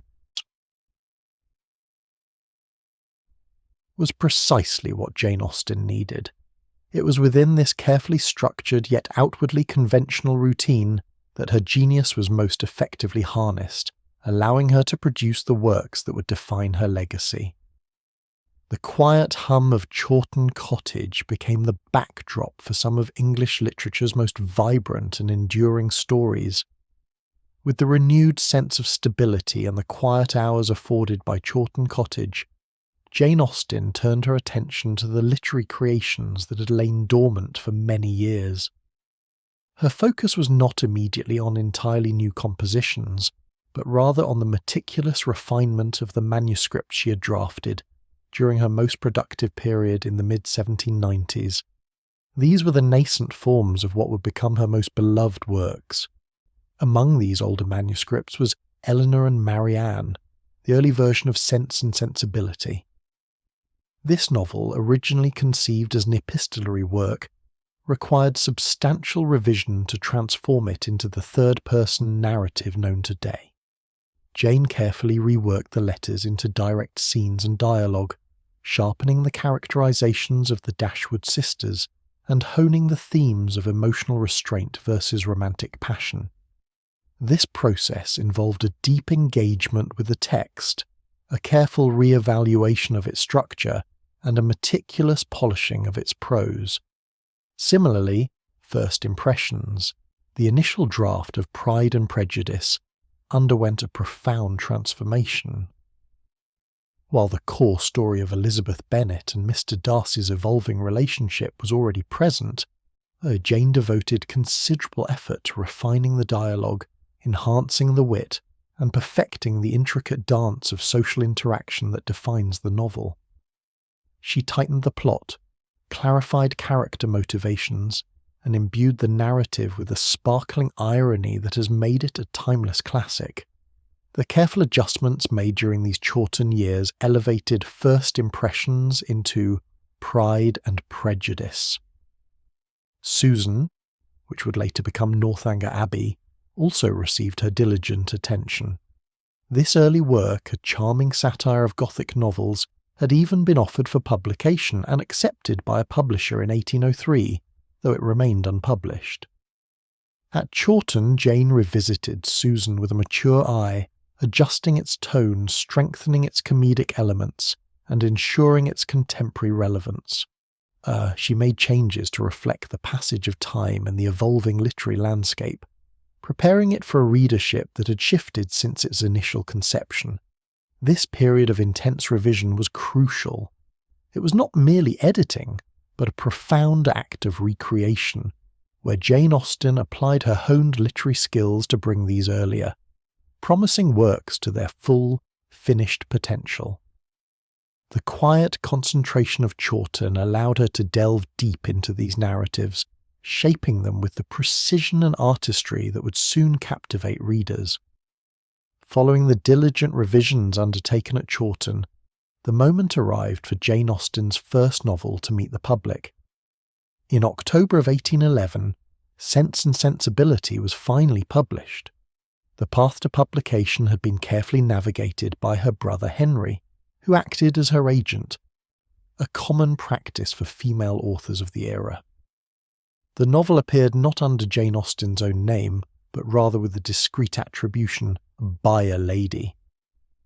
This anonymity was customary for women writers at the time, often serving to protect their privacy in a society where public authorship for women was sometimes viewed with ambivalence. The initial publication was a quiet affair. The first edition consisted of approximately 750 copies, and Jane Austen herself bore the financial risk covering the publication costs. This was a significant commitment for her, representing a considerable portion of her modest income. Yet the quiet satisfaction of seeing her words in print, a tangible realization of years of creative effort, must have been profound. The novel received an early, albeit limited, critical reception. Reviews were few, but generally positive. The British Critic, for instance, praised the novel for its lively pictures of the present times and its well-drawn characters. Such acknowledgements, though not effusive, offered a quiet validation of her literary talent. For Jane, the most immediate and cherished responses came from her family and close friends, whose private praise and enjoyment of the book would have been deeply meaningful. The sales of Sense and Sensibility were steady, and within a year and a half the entire first print run had sold out. This success was not immediate or overwhelming, but it was significant enough to earn Jane Austen a profit of approximately £140. This sum, while modest by modern standards, was a welcome supplement to her income and, more importantly, a tangible proof of her literary merit. It provided a quiet encouragement, a validation that her craft held value, and it laid the groundwork for future literary endeavours, emboldening her to pursue the publication of her other carefully revised manuscripts. This quiet triumph marked the true beginning of her public literary career. The publication of Sense and Sensibility in 1811, though quiet, represented a significant personal and professional milestone for Jane Austen.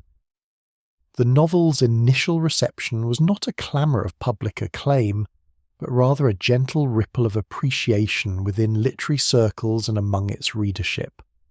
The sales figures, while not blockbuster numbers, were steady and sufficient to sell out the first edition within 18 months. This modest commercial success was enough to cover her initial financial outlay and even yield a small profit, here tangible affirmation of her work's appeal. For Jane, this quiet validation was likely more meaningful than widespread notoriety. Her decision to publish anonymously, with a simple attribution by a lady, was multifaceted. In the early 19th century, it was a common practice for female authors, often driven by societal conventions. Public authorship for women could sometimes be perceived as stepping outside the expected domestic sphere, inviting scrutiny or even criticism that many preferred to avoid. Anonymity offered a shield, allowing the work to be judged on its own merits, without the author's gender becoming a primary point of discussion.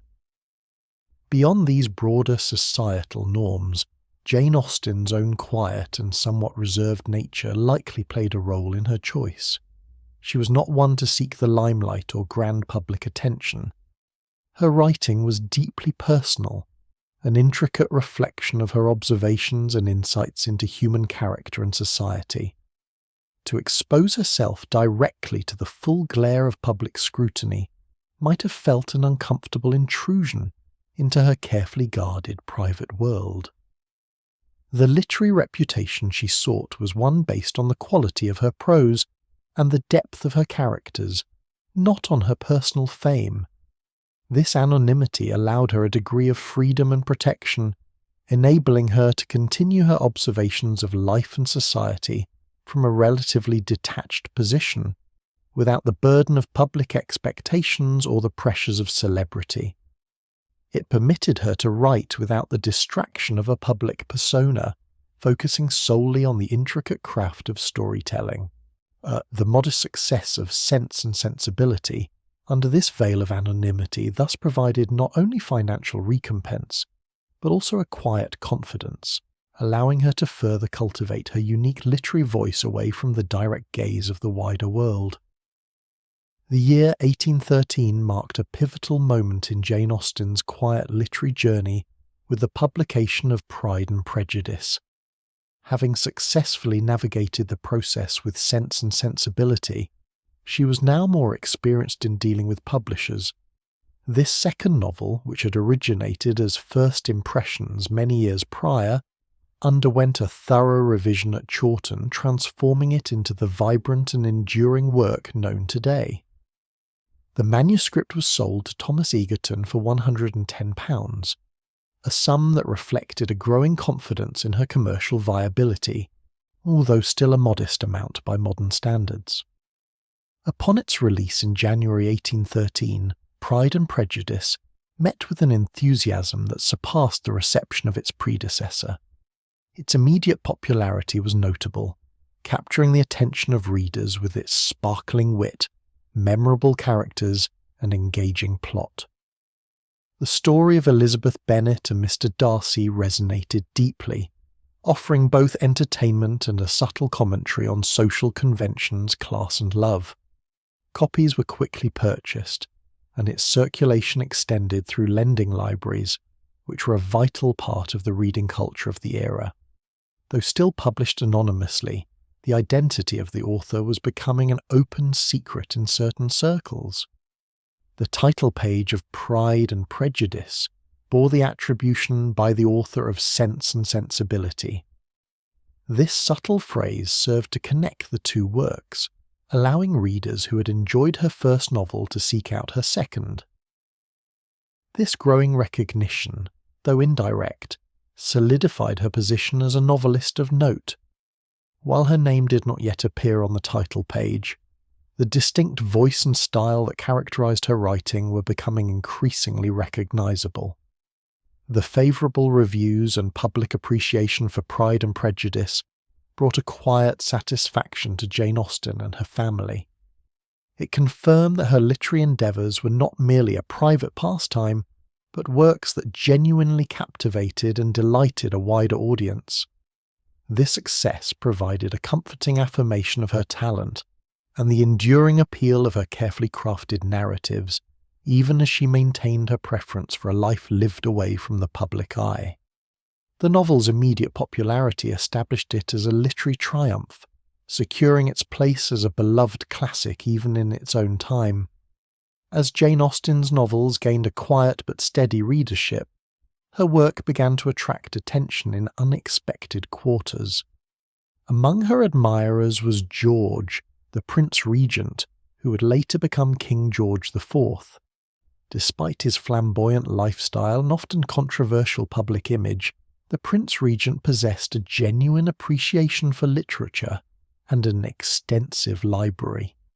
It became known that he kept a set of Austen's novels at each of his residences, often reading them aloud to his household. This royal approval, though indirect, eventually led to a rather significant overture. In the autumn of 1815, or while Jane Austen was in London attending to the proofs of Emma, she received an invitation from the Prince Regent's librarian James Stanier Clarke. Mr. Clarke, acting on behalf of his royal patron, conveyed the Prince Regent's high regard for her writing and expressed a desire that she might dedicate her forthcoming novel to him. For an author who had consistently chosen anonymity, this was an honour of considerable weight. Dedicating a book to a member of the royal family was a public act, a formal acknowledgement of patronage that could elevate a writer's status and visibility. While such an opportunity might have been eagerly seized by many, it presented a subtle discomfort for Jane Austen. Her personal inclinations leaned towards privacy and a quiet independence, far removed from the grandeur and political complexities of the court. Moreover, she held reservations about the Prince Regent's character and conduct, which conflicted with the moral sensibilities evident in her own work. Despite these feelings, declining such a request was not a simple matter. To refuse the Prince Regent's expressed wish would have been impolitic and potentially detrimental. Thus, with characteristic grace and a quiet sense of duty, Jane Austen accepted the invitation.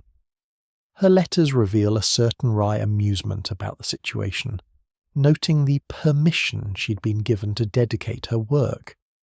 The dedication to Emma, published in December 1815, therefore reads, "To His Royal Highness the Prince Regent, this work is, by His Royal Highness's permission, respectfully dedicated, by His Royal Highness's dutiful and obedient humble servant the author."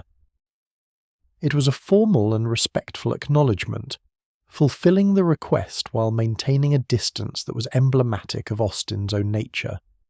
This royal connection, though perhaps initially unwelcome, marked a notable moment in her burgeoning public recognition. Following the success of Pride and Prejudice, Jane Austen turned her attention to another manuscript, one that would prove to be her third published novel. Mansfield Park saw its publication in 1814, a year after the widespread acclaim for Elizabeth Bennet and Mr. Darcy. This particular work, however, presented a different kind of narrative, often considered by readers and critics alike to be her most morally complex and in some ways her most challenging. The story centres on Fanny Price, a quiet, observant and morally steadfast young woman is sent to live with her wealthy aunt and uncle at Mansfield Park. From the outset, the novel delves into themes of duty, exploring the obligations individuals owe to their families, their social positions, and their own consciences. Fanny's journey is one of quiet endurance, as she navigates a household often characterised by superficiality, moral laxity, and a lack of genuine affection. Integrity emerges as a central pillar of Mansfield Park. Fanny, despite her timid nature and subordinate position, consistently adheres to her own strong moral compass. She remains true to her principles, even when faced with significant social pressure, temptation, and the disapproval of those around her. This unwavering commitment to what she believes is right sets her apart from many of the other characters, whose moral compromises and self-serving actions drive much of the plot's tension. The novel also provides a keen, though often subtle, exploration of social corruption. The Bertram family, for all their outward respectability and wealth, are shown to be deeply flawed.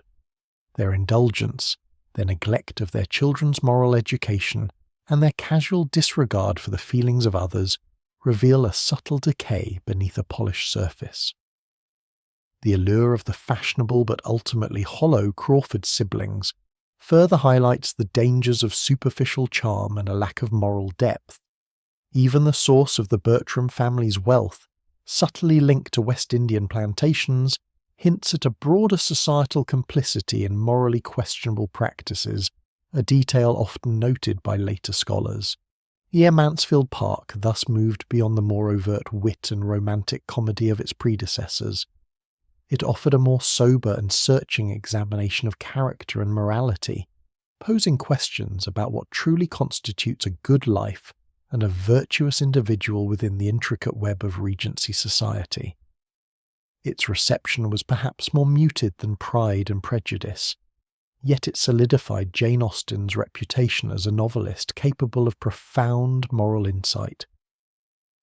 Beyond the initial spark of creation and the broad strokes of her narratives, Jane Austen possessed an unwavering commitment to the refinement of her prose.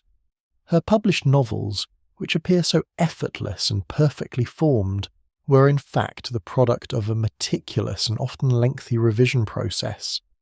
This dedication to the craft of writing extended far beyond the initial completion of a draft.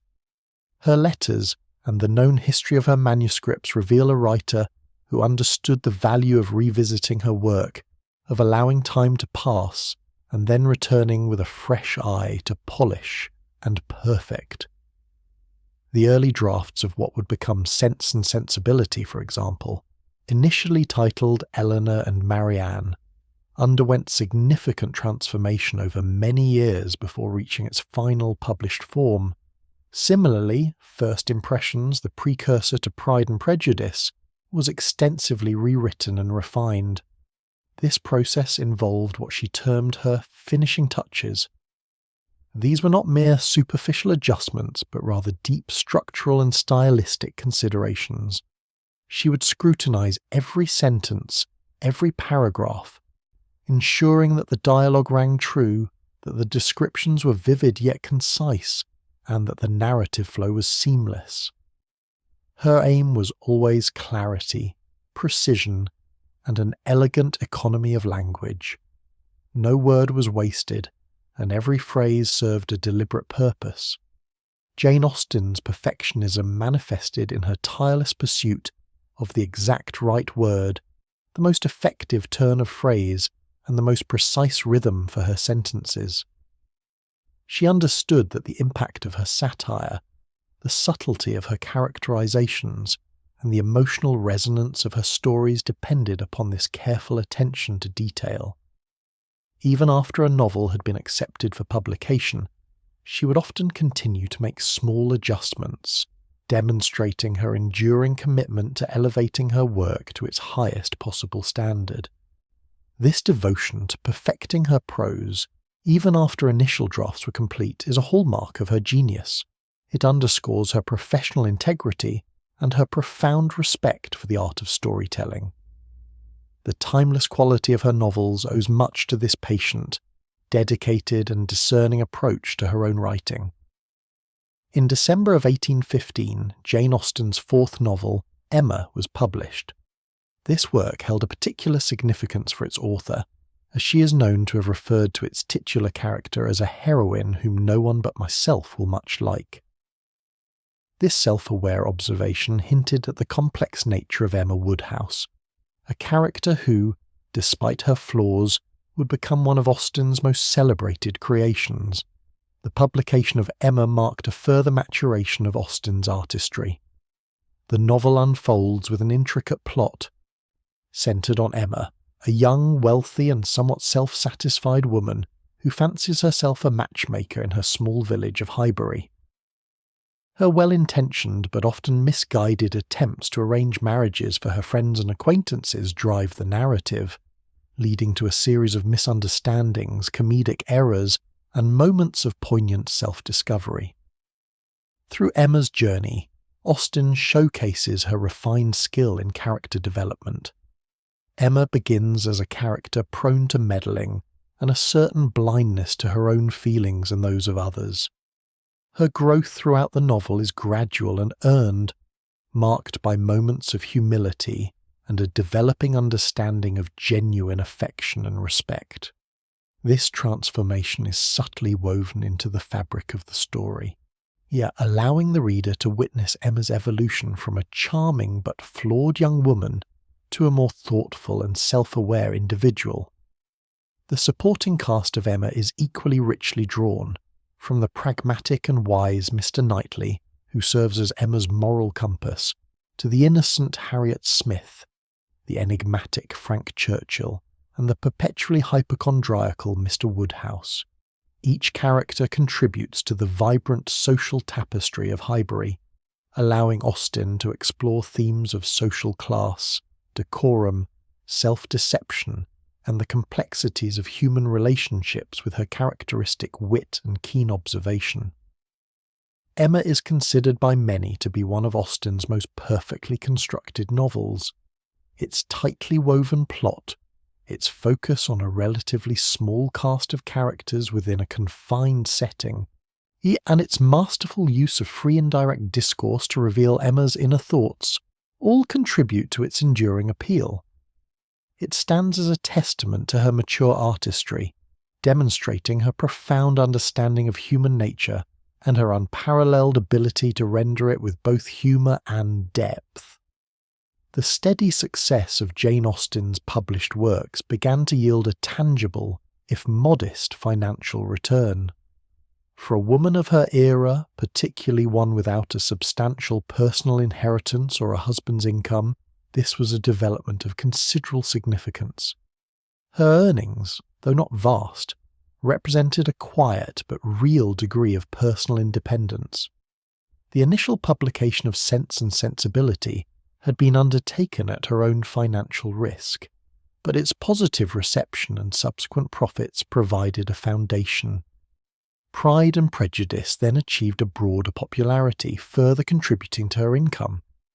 With each subsequent novel, Mansfield Park and Emma, her literary reputation grew, and with it, the financial benefits. These were not sums that would allow for lavish living, but they were sufficient to provide her with a measure of autonomy previously unknown. This income allowed Jane Austen to contribute more substantially to the household expenses she shared with her mother and sister Cassandra.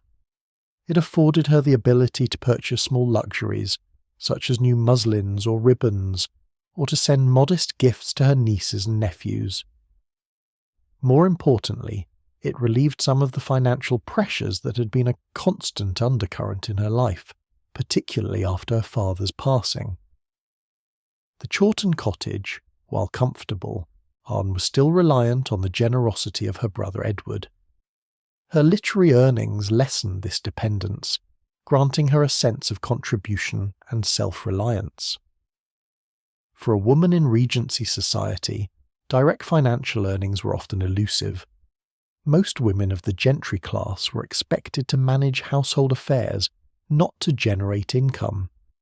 Authorship, while a respectable pursuit for some, rarely offered substantial financial rewards, especially for women writers who often published anonymously or under pseudonyms.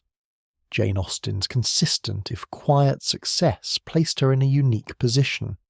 She was a professional writer, earning her living, at least in part, from the fruits of her intellect and diligent labour. This financial independence, though modest in scale, brought with it a quiet satisfaction. It underscored the value of her work not merely as a creative endeavour, but as a tangible contribution to her own well-being and that of her family. It was a testament to her talent and perseverance, demonstrating that her quiet observations of human life could, in their published form, secure a small but significant degree of personal freedom.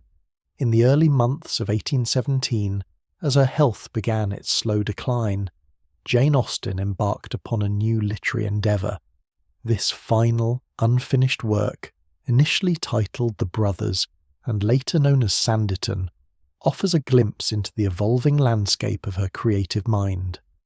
Despite increasing physical weakness, her intellectual faculties remained sharp and her pen continued its work, exploring fresh themes and presenting characters with a distinct vivacity. Sanditon departs from the familiar enclosed worlds of country estates and quiet rectories that characterized much of her earlier fiction.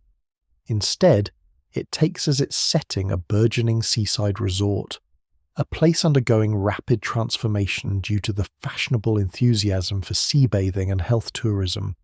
This setting allowed Austen to observe and subtly satirize the speculative ventures, entrepreneurial spirit, and social changes sweeping through early 19th century England.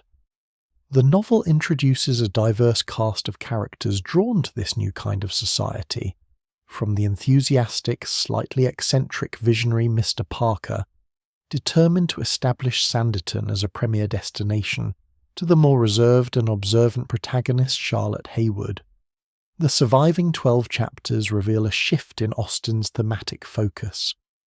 While still grounded in social observation, Sanditon appears to engage more directly with the nascent forces of commercialism and the sometimes dubious promises of progress. There is a sense of a wider world encroaching upon the more settled agrarian society she had so masterfully depicted. Her wit, ever present, is perhaps even sharper, directed at the absurdities of health fads, the pretensions of new money, and the often comical attempts to create social consequence from nothing. The prose in Sanditon maintains her characteristic elegance and precision, yet there is a lightness, an almost experimental quality to some of the characterizations and situations. Yet one can discern a boldness in her exploration of less conventional figures and a willingness to step beyond the established social structures that formed the bedrock of her earlier narratives. Had she lived to complete it, Sanditon might have represented a new direction for Jane Austen, a mature artist grappling with the changing face of her nation and society, and translating those observations into a fresh and vibrant literary form. Its incomplete state serves as a poignant reminder of the creative potential that remained unfulfilled. Around the year 1816, subtle but persistent changes began to manifest in Jane Austen's health. What started as a general malaise gradually evolved into a more pronounced and debilitating illness. Though medical knowledge of the time was limited and no definitive diagnosis was recorded, in a retrospective analysis by modern physicians suggests she likely suffered from Addison's disease, a rare disorder affecting the adrenal glands. The early signs were insidious. There was a growing weariness, a fatigue that no amount of rest seemed to alleviate. Her once robust energy, which had sustained her through countless revisions and household duties, began to wane. She experienced periods of nausea and weakness, symptoms that were often dismissed or attributed to less serious ailments by those around her, and perhaps even by herself. These physical challenges, however, did not immediately extinguish her creative drive. Indeed, it was during this period of declining health that she commenced work on Sanditon, a testament to her enduring spirit and dedication to her craft. Despite the increasing discomfort, Jane Austen maintained a quiet stoicism. Her letters from this time, while occasionally alluding to her unwellness, rarely dwell on her suffering with self-pity. Instead, they often reflect a desire to minimize her condition, perhaps to spare her beloved family, especially Cassandra, from undue worry. She continued to engage in her usual routines as much as possible, participating in family life, reading, and, most importantly, writing. The act of creation itself seemed to provide a measure of solace and purpose amidst the encroaching physical difficulties. Her appearance also began to alter. There were subtle changes in her complexion, a gradual darkening that, in retrospect, aligns with symptoms of Addison's disease. Yet even as her body weakened, her mind remained remarkably clear and active, and she continued to observe the world with her characteristic acuity, her wit undimmed, even as the physical effort required to put pen to paper became increasingly taxing. This quiet struggle, largely borne with fortitude and without complaint, underscored her deep inner strength and resilience in the face of an illness that would ultimately prove fatal. The gradual onset of her condition meant that for a significant period she continued to live and create, masking her private suffering with remarkable grace. As Jane Austen's illness progressed, the unwavering support of her family became an ever more crucial solace. At the heart of this care was her sister Cassandra, whose devotion knew no bounds. Their bond, forged in childhood and deepened by a lifetime of shared experiences, now manifested in a profound dedication to Jane's comfort and well-being. Cassandra assumed the primary role of caregiver, attending to Jane's increasing needs with quiet efficiency and deep affection. Cassandra's presence provided a constant source of emotional and practical support. She managed the household, allowing Jane to conserve her diminishing energy. She listened patiently, offered gentle encouragement, and shielded her sister from unnecessary stresses. This steadfast companionship was invaluable, creating an atmosphere of peace and stability amidst the uncertainty of Jane's deteriorating health. The sisters had always found strength in each other, and during this challenging period their connection became an even more vital anchor. Beyond Cassandra, other family members contributed to Jane's care. Her brothers, particularly Henry and Edward, offered practical assistance and emotional comfort. Henry, who often acted as her literary agent, continued to manage her publishing affairs, ensuring that her creative legacy remained secure even as her physical capacity waned. Edward, who provided the Chawton cottage, ensured that she had a stable and comfortable home environment. Their visits, letters, and concern reinforced the sense of being surrounded by love and protection. The Chawton cottage itself, once a sanctuary for writing, transformed into a haven for recuperation. The familiar routines, the quiet rhythm of the countryside, and the constant presence of her dearest relatives created a gentle environment conducive to rest. Though her illness brought physical suffering, the emotional landscape of her final years was one of profound familial love and care.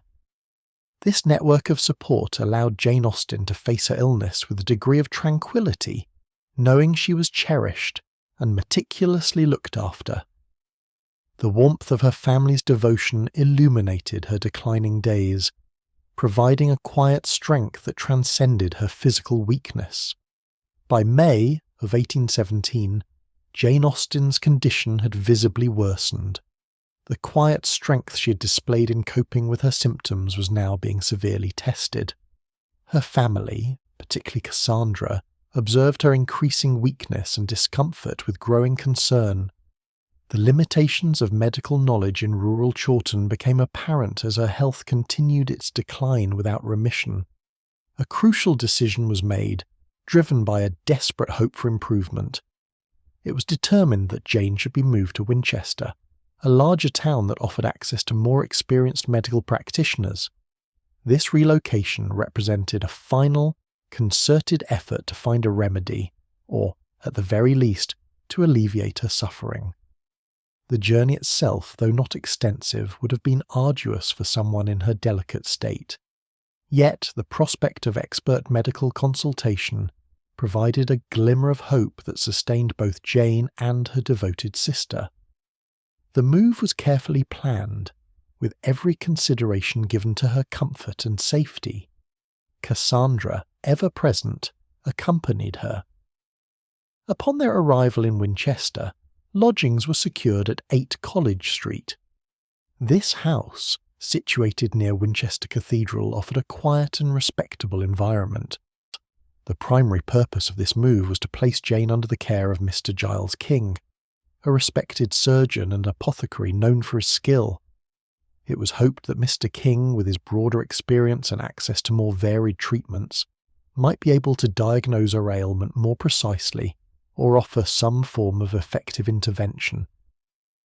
Despite the change of scenery and the proximity to advanced medical attention, Jane's condition did not improve.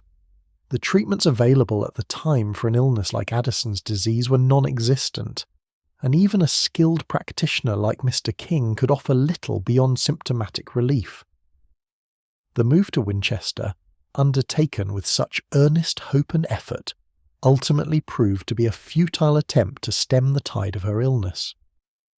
The days in Winchester were marked by a quiet resignation, as the reality of her irreversible decline slowly settled upon the family.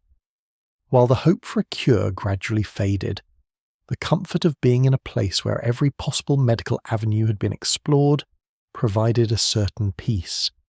It was a final act of love and determination, a testament to the family's unwavering commitment to Jane's well-being, even in the face of insurmountable odds.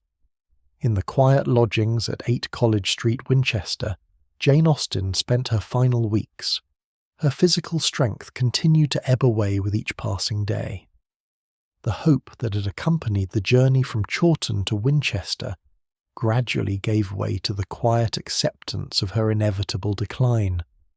The medical attention she received, while the best available at the time, could offer no cure for the insidious disease that afflicted her. Despite her increasing weakness, Jane Austen maintained a remarkable composure. Her characteristic dignity, a quality that had defined her throughout her life, remained with her even in these most challenging circumstances. She faced her suffering with a quiet fortitude, never allowing despair to fully overcome her spirit. Those around her, particularly her devoted sister Cassandra, bore witness to this profound inner strength. Her days became a slow, gentle progression, marked by periods of rest and quiet contemplation. Conversations were often brief, punctuated by her growing fatigue, yet her mind remained clear, though perhaps less inclined to the sharp wit that had once characterized her interactions. She continued to write letters, though with increasing difficulty, her hand growing weaker, the words sometimes trailing off as her energy failed. These final correspondences offered glimpses into her enduring spirit and her deep affection for her family. Cassandra remained a constant presence, tending to her sister's every need with unwavering care and love. The bond between them, forged over a lifetime of shared experiences and mutual understanding, deepened in these last moments. It was a period of profound intimacy, a testament to the enduring strength of familial affection in the face of sorrow. As the weeks progressed through June and into July, Jane's condition deteriorated further. The symptoms of her illness, including fatigue, pain, and a general wasting of the body, became more pronounced. Yet even in this diminished state, she retained a measure of her serene disposition. Her final days in Winchester were not marked by dramatic pronouncements or outward struggle, but by a quiet fading, a gentle retreat from the world she had observed and portrayed with such brilliance. Her dignity remained intact, a silent testament to the remarkable woman she was. The morning of July 18th, 1817, dawned quietly in Winchester. Inside the lodging-house on College Street, Jane Austen's long struggle with illness drew to its close.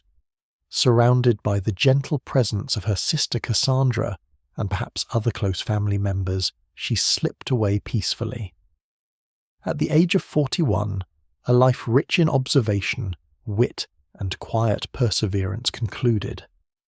Her passing was not a dramatic event, but a final gentle breath, a calm cessation of suffering that had gradually consumed her vitality. For her family, particularly Cassandra, the loss was profound and deeply felt. Their bond had been an anchor throughout Jane's life, and in her final years Cassandra's devotion had been absolute. The quiet house in Chawton would feel her absence acutely, as would her brothers, who had admired her intellect and supported her literary pursuits. Though her illness had prepared them for this outcome, The reality of her departure left an irreplaceable void in their lives. The personal grief of those who loved her was immediate and deeply personal. In the broader literary world, Jane Austen's death at that moment passed largely unremarked. Her novels, though increasingly popular, had been published anonymously or pseudonymously. Her name was not widely known outside a relatively small circle of readers and literary acquaintances. The full measure of her genius, the enduring power of her prose, and the universality of her themes were yet to be fully appreciated. The literary world did not immediately mourn a Titan, for the Titan's identity was yet to be fully revealed. Her quiet passing was in keeping with the nature of her life itself, a life largely lived away from the public eye, devoted to the careful observation of human nature and the meticulous crafting of her narratives. She departed a world that had only begun to recognize the unique brilliance of her contributions, leaving behind a legacy that would, in time, blossom into an enduring and beloved part of English literature. The true impact of her work would slowly unfold in the decades and centuries to come, long after her quiet interment. Just 6 days after her passing, on July 24, 1817, Jane Austen was laid to rest within the north aisle of the nave in Winchester Cathedral.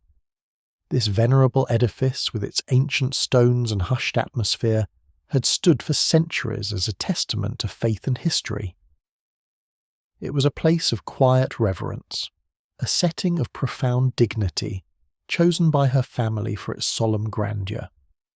Her brother Henry, a clergyman, likely played a role in securing this esteemed burial place, a testament to the family's standing and their deep affection for Jane. The funeral itself would have been a modest affair, attended by her immediate family and perhaps a few close friends. The solemnity of the occasion would have been underscored by the vast echoing spaces of the cathedral, the soft light filtering through stained glass, and the quiet grief of those gathered. And to be buried in such a significant national monument was an honour, though perhaps not one Jane herself would have sought or anticipated.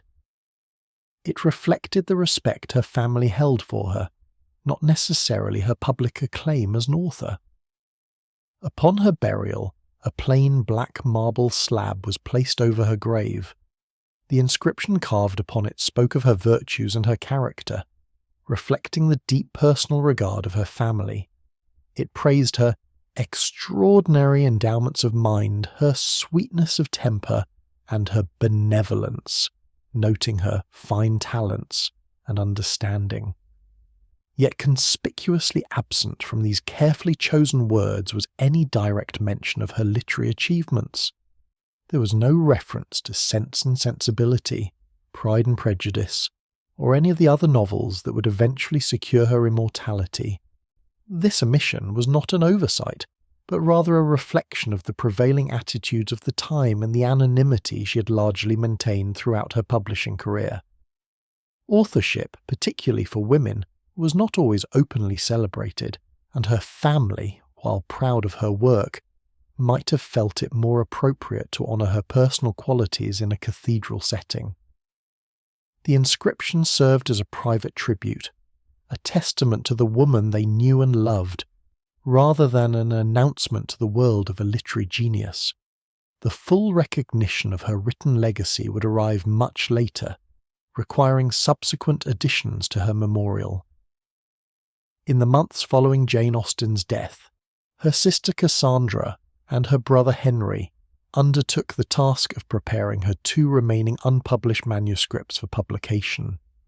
These were Northanger Abbey, a novel written much earlier in her career but revised, and Persuasion, her final completed work, penned during the very period of her declining health.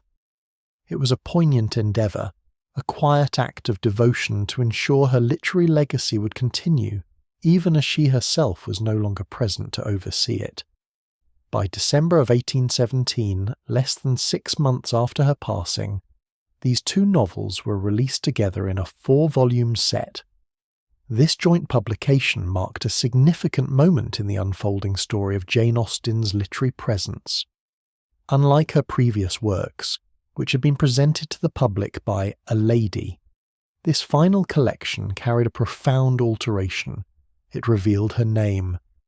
Accompanying the novels was a biographical notice penned by Henry Austen.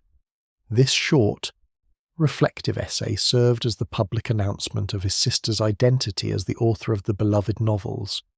Henry, ever her champion and confidant in her literary pursuits, carefully crafted this piece to introduce his sister to a wider audience, revealing the quiet genius behind the anonymous publications.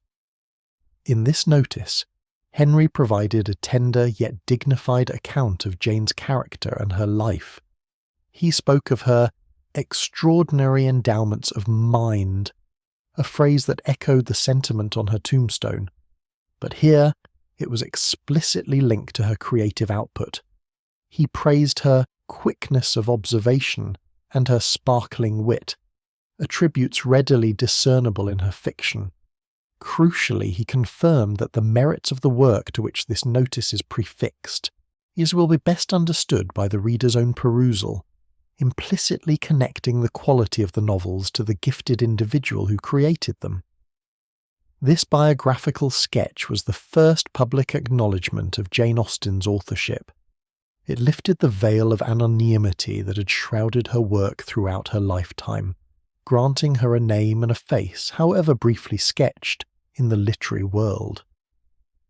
For those who had enjoyed her previous novels, this revelation offered new insight into the mind behind the stories, while for new readers, it established her identity from the outset.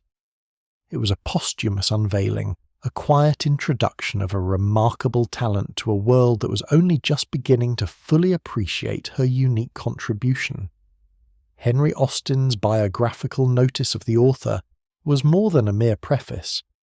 It was a carefully constructed introduction of his sister to the world, a formal lifting of the veil of anonymity she had maintained throughout her writing life.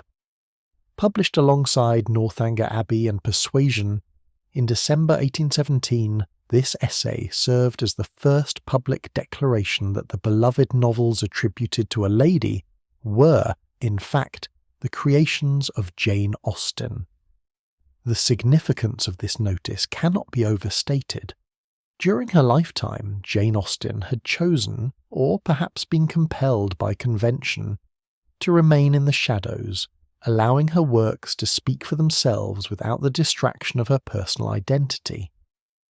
Henry's notice respectfully yet firmly broke this tradition, albeit posthumously. He presented his sister not merely as a talented writer, but as a woman of profound character, or whose virtues and intellect were intrinsically linked to the stories she crafted. In his biographical sketch, Henry painted a picture of Jane that resonated with the themes of her novels: intelligence, wit, and a keen observation of human nature.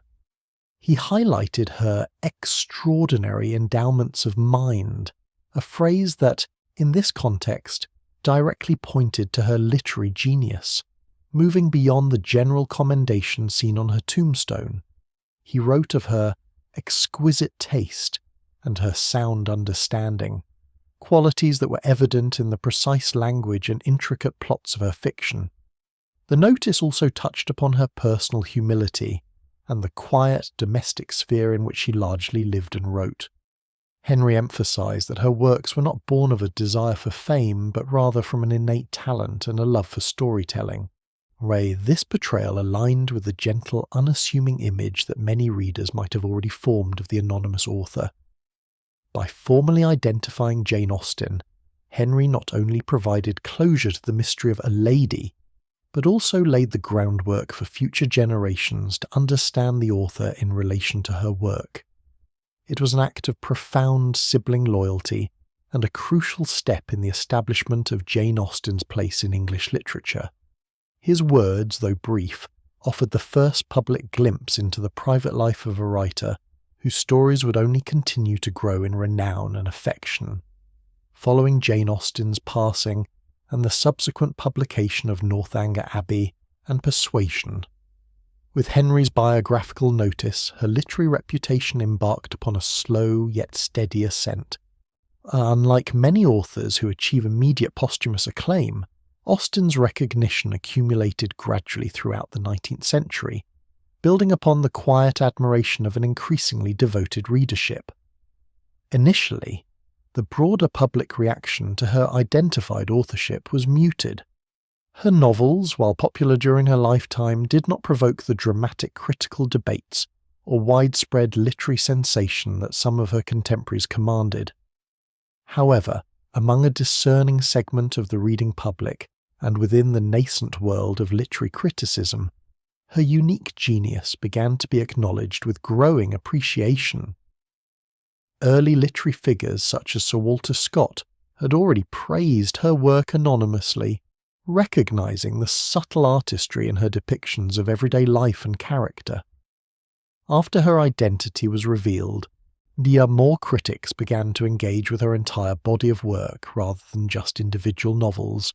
They often commented on her singular ability to render domestic scenes with such vividness and psychological depth. The Victorian era, with its evolving literary tastes, saw a gradual but firm establishment of Austen's place. While some critics of the time, accustomed to grander narratives and more overt moralizing, occasionally found her scope too narrow, others championed her precision, her irony, and her unparalleled skill in portraying human foibles and virtues. Her novels were seen as exquisite miniatures, perfect in their construction, and profound in their social commentary. It was not a sudden explosion of fame, but rather a persistent, quiet growth. Readers who discovered her works often became fervent advocates, passing their appreciation to friends and family. Her books became cherished possessions, read and reread, their characters and situations becoming familiar companions. This organic spread of admiration, from individual reader to individual reader, slowly solidified her standing, ensuring that by the close of the 19th century, Jane Austen was no longer merely a lady, but a respected and enduring voice in English literature. Her fame was not fleeting, but a deeply rooted and slowly blossoming recognition of her timeless artistry. As the 19th century progressed, Jane Austen's works found an increasingly secure, though often narrowly defined place within the Victorian literary landscape. The era's prevailing sensibilities significantly shaped how her novels were received and interpreted, often aligning her with the virtues most prized by Victorian society. Victorian readers and critics frequently lauded Austen for her perceived moral rectitude and her focus on the domestic sphere. In an age that valued propriety, good conduct, and the sanctity of the home, her stories of young women navigating courtship and societal expectations resonated deeply. Her narratives, which often culminated in happy, respectable marriages, were seen as affirming wholesome values and illustrating the rewards of prudence and good character. This emphasis on the moral lessons embedded within her tales often led to her being championed as a didactic author, one who gently guided her readers towards virtuous living. Her meticulous attention to detail in describing country gentry life, the intricate social dances, and the subtle interplay of manners and motivations was also appreciated. For many Victorians, her novels offered a comforting glimpse into a seemingly simpler past, a world of ordered society and clear moral boundaries. This perception contributed to her appeal, particularly as the industrial age brought rapid, often unsettling changes to British life.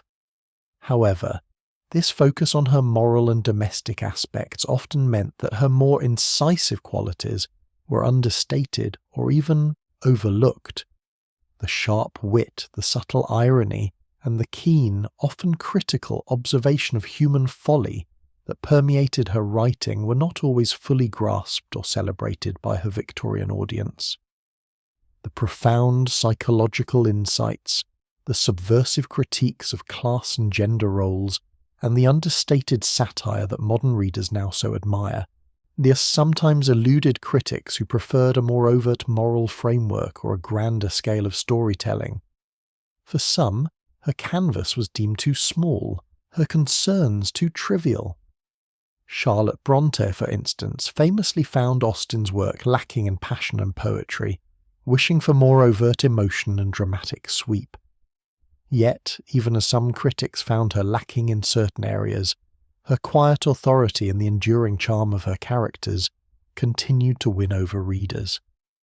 The Victorian era, therefore, solidified Austen's reputation, albeit through a particular lens. She was enshrined as a master of the domestic novel, a purveyor of moral instruction, and a chronicler of a refined, ordered society. While this interpretation did not encompass the full breadth of her genius, it laid the groundwork for her enduring presence in English literature and ensuring her works continued to be read, discussed, and cherished by generations to come.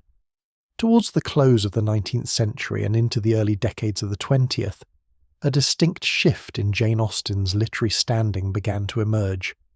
Her quiet, steady ascent in reputation, nurtured by a devoted, if somewhat niche, readership, started to accelerate, transforming into a phenomenon that would eventually be termed Austen mania. This surge in popularity was multifaceted. The publication of James Edward Austen Leigh's A Memoir of Jane Austen in 1869, followed by further biographical details and letters, offered a more intimate glimpse into her life, fueling public interest. Readers began to connect with the author behind the beloved novels, fostering a deeper sense of appreciation and curiosity. Furthermore, more critical perspectives began to broaden. Scholars and literary figures increasingly recognized the profound artistry beneath the seemingly simple surface of her narratives. Her masterful command of language, her subtle characterizations, and her enduring relevance to human nature started to be celebrated with greater intellectual rigor. Literary critics like George Saintsbury and Andrew Lang championed her work, helping to elevate her status from a cherished domestic novelist to a serious literary artist. The early 20th century saw a significant increase in new editions of her novels, often beautifully illustrated, making them accessible to a wider audience. Academic studies dedicated solely to Austen began to appear, solidifying her place within the literary canon. Readers discovered, or rediscovered, the depth of her wit, the precision of her prose, and the timelessness of her observations on society, love, and human foibles. This period marked the true establishment of Jane Austen as a literary giant. Her novels were no longer merely appreciated for their moral lessons or as charming period pieces, but were recognized as works of profound literary merit. The burgeoning Austen mania reflected a collective realization of her unique genius, a recognition that transcended transient literary fashions and cemented her position as one of England's most significant and enduring authors. This widespread embrace paved the way for her continued influence, ensuring her stories would forever resonate across generations. The enduring appeal of Jane Austen's novels lies in their meticulous exploration of themes that remain profoundly relevant, even centuries after their initial publication. At the heart of her narratives are the intricate dance of love and the societal construct of marriage. Austen portrays marriage not merely as a romantic ideal, but as a fundamental economic and social necessity for women in her era.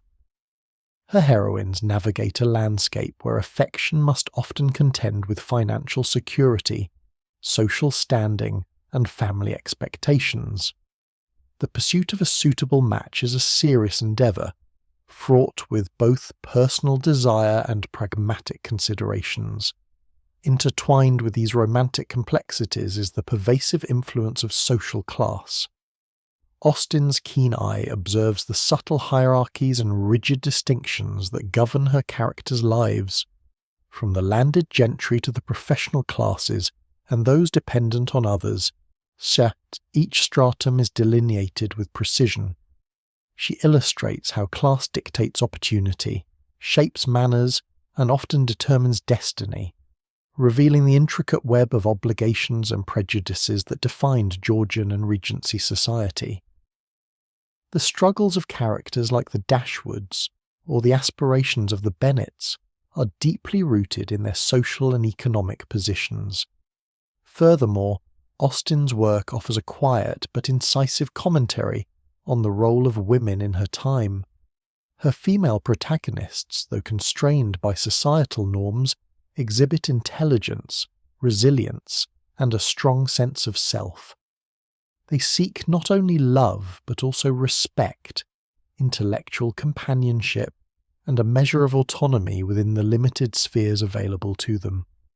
Through characters like Elizabeth Bennet and Emma Woodhouse, Jane Austen subtly champions female agency and integrity, even as she portrays the formidable challenges they face. Ultimately, her novels explore the universal human pursuit of happiness and personal integrity. Her characters strive to reconcile societal expectations with their inner convictions, learning to distinguish true worth from superficial appearances. This journey often involves self-discovery, moral growth, and the courage to act in accordance with one's principles. The quiet wisdom embedded in Austen's narratives continues to resonate, offering reflections on human nature, the power of connection, and the timeless quest for a life lived with both affection and honour. Jane Austen's literary distinction is perhaps most profoundly evident in her unique narrative voice, a blend of subtle artistry that continues to draw readers into her intricate social worlds.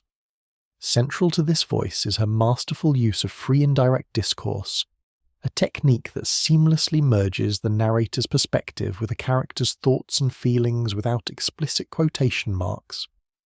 This allows the reader to experience events and internal monologues with an intimate proximity, blurring the lines between objective narration and subjective experience.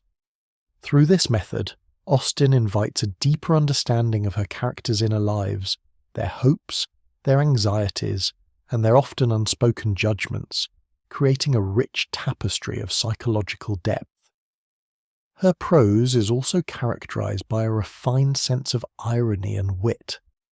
This is not the broad, overt humour of some contemporaries, but a more delicate, or piercing form of observation. Austen's irony often manifests as a gentle critique of social follies, hypocrisy, and human vanity, delivered with an understated elegance that makes its impact all the more potent. Her wit frequently appears in the sharp, often humorous dialogue of her characters, revealing their personalities and the dynamics of their relationships with remarkable clarity and economy. This intellectual sparkle elevates her novels beyond mere social comedies, imbuing them with a sophisticated layer of critical insight. Beyond technique and humour, Austen possesses an extraordinary psychological insight. She delves into the motivations and emotional landscapes of her characters with a perceptiveness that feels remarkably modern. She understands the nuances of human behaviour, the subtle power plays within families, the unspoken desires that drive individuals, and the complexities of self-deception. Her ability to portray credible, multifaceted characters, whose internal struggles feel authentic and relatable, is a testament to this deep understanding. It is this combination of narrative innovation, acute wit, and profound psychological acumen that establishes Jane Austen's voice as one of the most distinctive and enduring in English literature, captivating generations of readers with its quiet power and timeless wisdom. The enduring allure of Jane Austen's narratives has found a vast and vibrant legacy in their frequent translation to other mediums. Her novels have inspired countless adaptations across film, television, and theatre, each endeavour introducing her stories to new generations of admirers. These adaptations began modestly in the early 20th century with silent film versions, gradually expanding in scope and popularity as cinematic technology advanced and global audiences broadened. The mid to late 20th century saw a significant increase in television adaptations, particularly in Britain, where the BBC became a notable producer of faithful, often multi-episode serializations. These productions were instrumental in cementing the visual aesthetic associated with Austen's world. The elegant Regency costumes, the stately country houses, and the picturesque English landscapes. Such adaptations often prioritized historical accuracy in their settings and costumes, allowing viewers to step visually into the detailed social fabric Austen so meticulously described. The turn of the 21st century brought a new wave of cinematic interpretations, some striving for traditional authenticity, while others boldly reimagined the narratives within contemporary settings or with modern sensibilities. Films like Sense and Sensibility from 1995 and Pride and Prejudice from 2005 brought her stories to a wider international audience, often featuring acclaimed actors and lush cinematography. Simultaneously, more unconventional adaptations have emerged, demonstrating the flexibility and timelessness of her plots and character archetypes. These range from Bollywood interpretations to zombie-infused parodies, each in its own way acknowledging the foundational strength of Austen's original creations. The stage has also been a consistent home for Austen's works, with numerous theatrical productions bringing her witty dialogue and intricate plots to live audiences. These adaptations, whether faithful period pieces or inventive modern retellings, underscore the universal appeal of her themes and the enduring power of her characters. Through this diverse array of adaptations, Jane Austen's stories continue to evolve, reaching far beyond the pages of her original novels, ensuring her enduring presence in the cultural consciousness and inviting perpetual rediscovery of her literary genius. Jane Austen's position within the vast tapestry of English literature is not merely secure, it is revered. She stands as an undisputed giant, consistently cited among the greatest novelists of all time, her influence permeating literary studies and popular culture alike. Her works are cornerstones of university curricula, subjects of endless critical discourse, and beloved companions for readers across the globe. Her secure place in the literary canon is a testament to the enduring quality and profound insight of her 6 completed novels. Scholars and readers alike recognize her unparalleled skill in crafting intricate plots, developing psychologically complex characters, and employing a narrative voice that is both incisive and subtly humorous. The precision of her prose, the deftness of her social commentary, and her ability to illuminate universal human truth through the microcosm of Regency society have solidified her reputation. Austen is often credited with perfecting the novel of manners, a genre that subtly critiques social conventions and individual morality. Her focus on domestic life, often perceived as narrow, is in fact a strength, allowing her to delve deeply into the motivations and interactions of her characters with an almost scientific rigour. This concentrated scope enables a detailed exploration of human nature, making her observations as relevant today as they were 2 centuries ago. Her work bridged the gap between the sentimental novels of the 18th century and the more robust realism that would characterize 19th century fiction. She skillfully combined wit and romance with a keen sense of social critique, offering a model for subsequent generations of writers. Authors from across the literary spectrum have acknowledged her genius, recognizing her pioneering role in developing techniques such as free indirect discourse and her mastery of irony. The enduring fascination with Jane Austen's work, manifested in countless adaptations, critical essays, and popular fan culture, reaffirms her unassailable status. Her novels are not simply historical artifacts, they are living texts that continue to resonate, offering both comfort and challenge, and ensuring her perpetual and prominent place in the pantheon of English literary greats. Jane Austen, an outwardly quiet woman living a life largely confined to the domestic sphere, was, in her literary output, a quiet revolutionary. Without overt declarations or public pronouncements, she subtly but profoundly reshaped the landscape of the novel, offering insights into the human condition that continue to resonate with remarkable clarity. Her revolution was not one of grand gestures, but of meticulous observation and unparalleled prose. Through her keen observations, honed within the drawing rooms and country estates she depicted, Austen delved into the intricacies of human psychology and social dynamics. She possessed an extraordinary ability to perceive the subtle nuances of character, the unspoken motivations, and the hidden desires that shaped individual lives. This observational prowess allowed her to construct characters of remarkable depth and realism, whose inner lives were revealed not through dramatic monologue, but through carefully chosen dialogue, precise description, and the innovative use of free indirect discourse. Her masterful prose became the vehicle for this revolution. It was a prose characterized by its elegance, precision, and an understated wit that often carried profound implications. She perfected the art of irony, using it not for cruelty, but for a gentle yet piercing critique of societal follies and personal vanity. Through her narrative voice, she invited readers to look beyond superficial appearances, to question established norms, and to seek genuine integrity and understanding. Austen's innovation lay in her capacity to find universal truths within the seemingly narrow confines of her chosen subject matter. By focusing on the domestic lives of the gentry, she explored themes of love, marriage, social class, and personal growth with a depth that transcended her immediate context.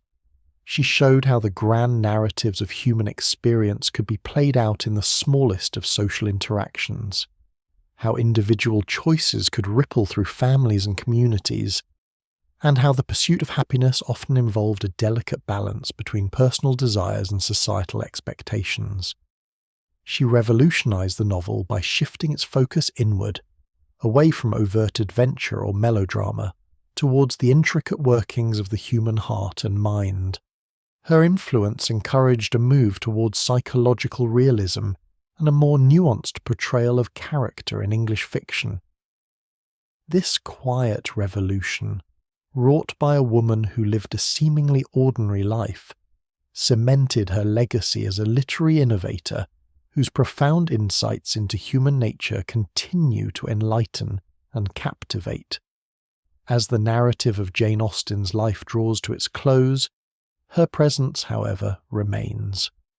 It is a presence that is not loud or demanding, but rather a lasting, gentle echo through the centuries. Her stories, penned in quiet country homes, continue to resonate with a clarity and warmth that defy the passage of time.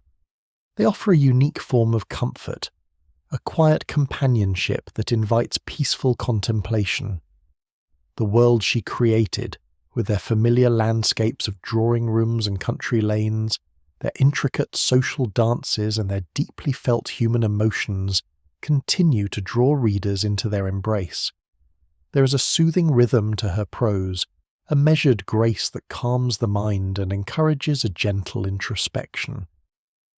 In a world often characterized by its swift pace and clamour, Austen's narratives provide us tranquil harbour, a space where one can slow down and reflect on the enduring aspects of human experience.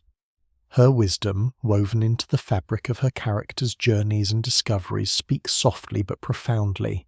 It is a wisdom born of keen observation and a deep understanding of human nature, of our follies, our aspirations, our capacity for both error and growth.